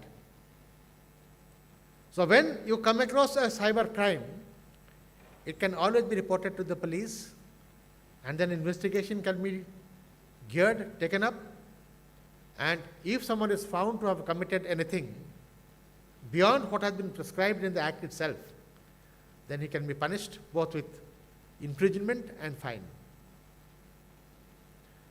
So again, coming back to media regulation, what is a media regulation? We are talking of media regulation, what it is? It is basically a control over, exceeding something beyond what the fundamental right prescribed for. The media has to be within the frameworks of the Constitution. The media, whatever is there, has to be within the framework of the statute.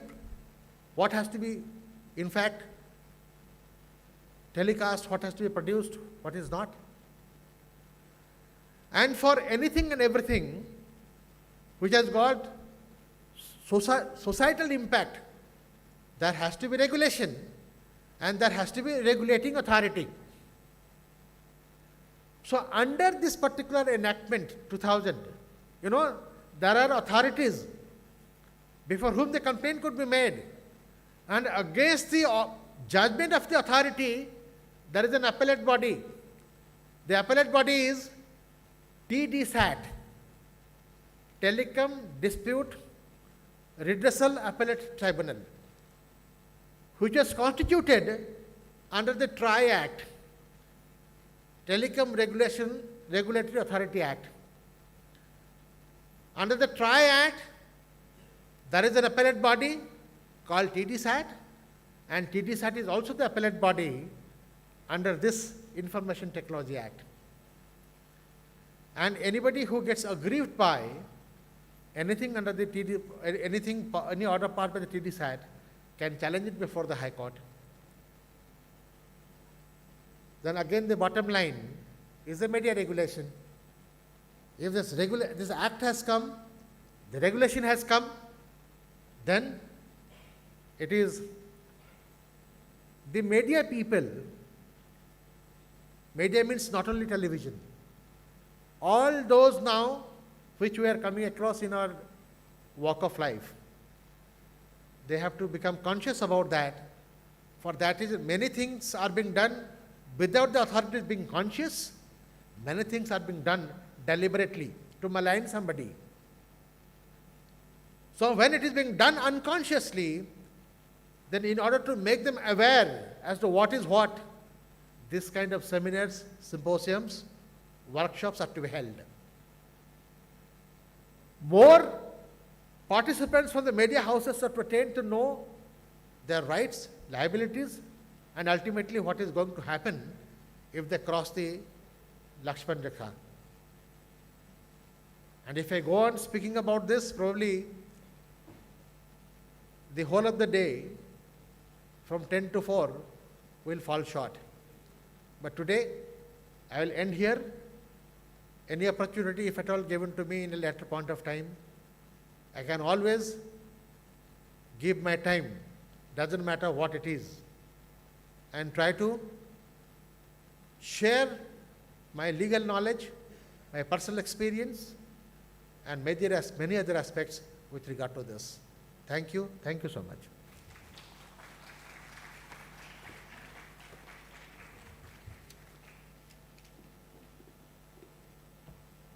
Thank you, sir. Thank you for your important words.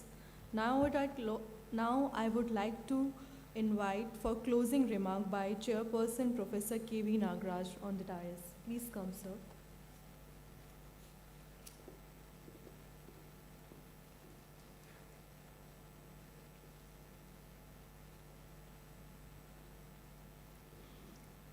Garima, you are making me talk again so that the hungry fraternity will become angry.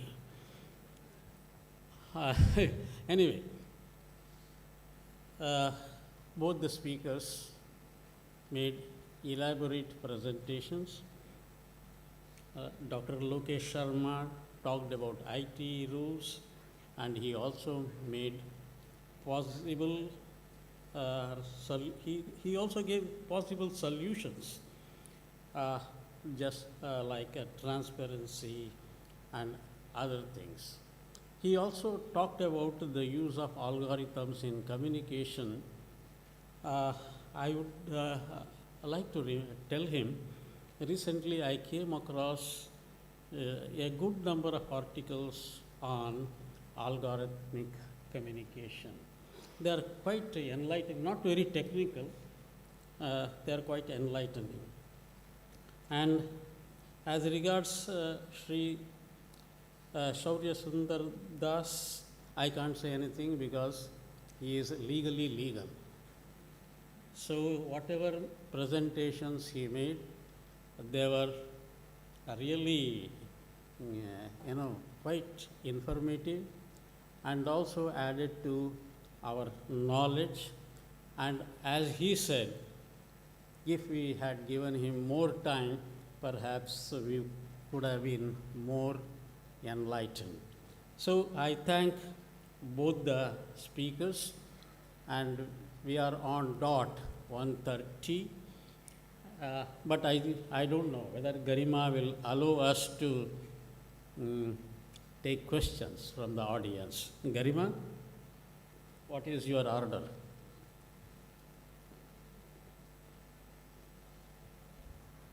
Thank you, sir. If is there any question from audience, you may ask, please.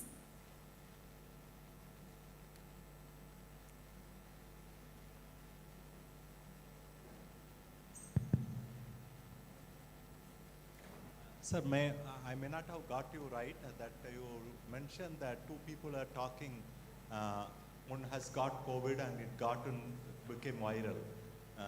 Maybe one of them told them, or the person who listened to pass it on, or it only through tracking the conversation online, it went viral.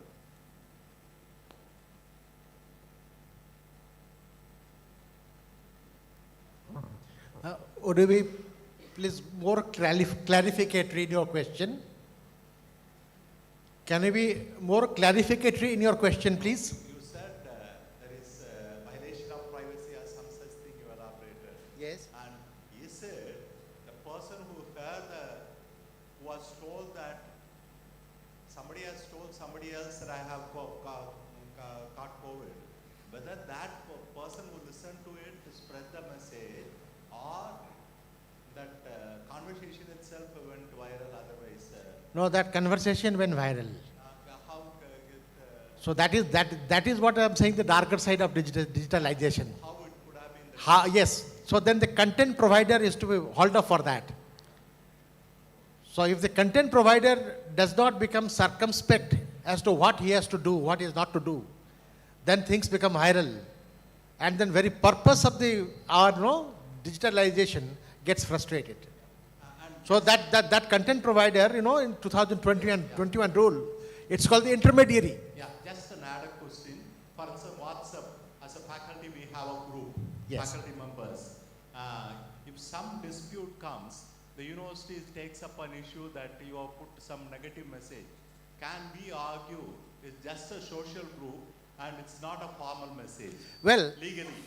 that happens when the matter ultimately goes to the court of law.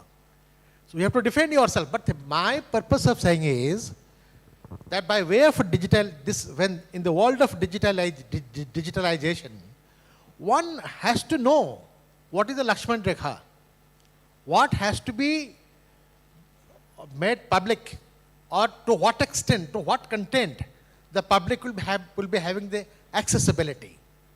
One cannot be having accessibility to everything. That is what I wanted to pinpoint. It's a slightly different question, academic thing. If I put a WhatsApp group, faculty group, it's not in the public sphere, it's in the social sphere of the faculty members. Whether that can be considered as the person has gone to the press like that, it's a broader area he has taken the matter. Whether the university or the court can interpret that the matter has been taken to the public arena where it should have been a social issue or a confined issue.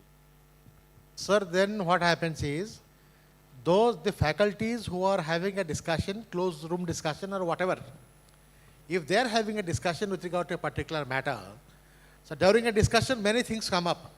It is not that everything is hunky-dory. Many things come up. If those things are totally confined to the discussion room itself, if it becomes public, then you have to find out then who made it public. So he is the offender, not the faculties. Correct? So who the offender is? It may be the content provider or maybe somebody within the faculty members. Right? Any other question? Okay.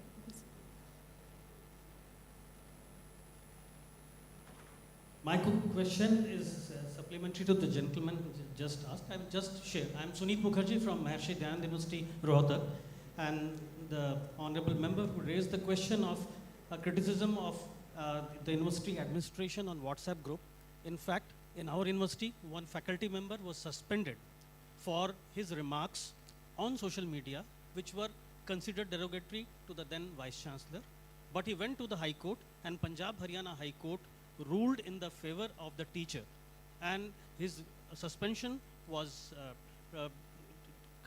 cancelled and he was reinstated. And Punjab Haryana High Court, the Honorable Justice ruled that the conversation or whatever comment he made may be inimical to the interest of the Vice Chancellor, but it was in another domain and it cannot be cause for punishment. But what, Mr. Das, what you were alluding to in the corona kind of thing, there is one more side, because interacting with the press people and the police, there is the darker side, the surveillance state, which without permission, though permission is required to tap the phones, to get the information, it is a process, but unfortunately, the police or the state as such use these methods to check what's going on. So that part is there. So that way, and the new softwares, Pegasus-like thing from Israel, it has made everyone's personal life a complete open thing, what we are talking about, what we are doing, what our emails are. So in that way, we cannot escape the fact that we are living in the times of state, the big brother is watching. That's it, sir. Because we are running late from the actual time, if you want ask any question, you can contact them directly after this session. And now I would like to call Professor Upendra Pandey sir to felicitate our chairperson and the speaker on this stage. Please come on dais. Please come on stage, sir.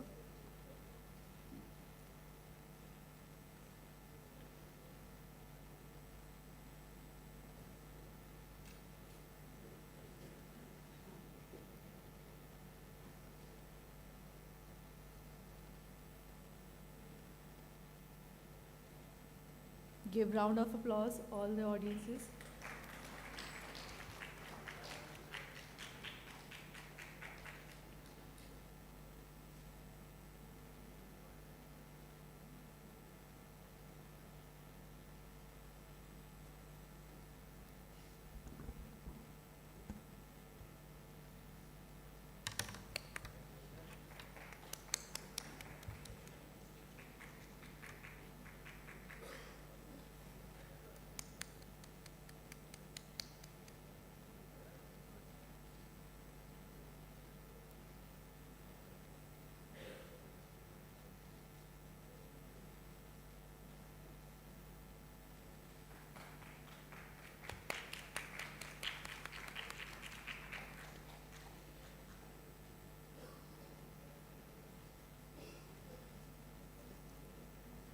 Thank you, sir.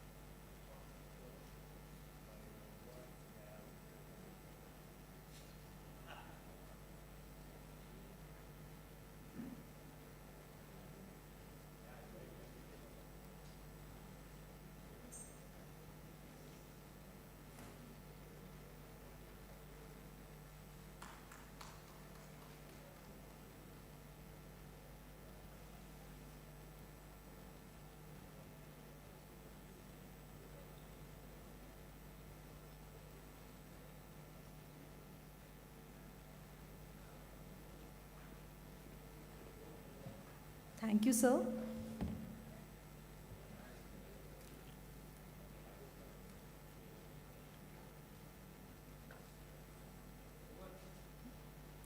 Firstly, I would like to start by thanking you all the speaker, all the audience member, all the ladies and gentlemen, and our chairperson to organize this valuable session to help achieve the aim of making internet open, safe, and trusted and accountable, and to regulate the intermediaries, including social media, including the exercise of power conferred by the Information Technology Act 2000.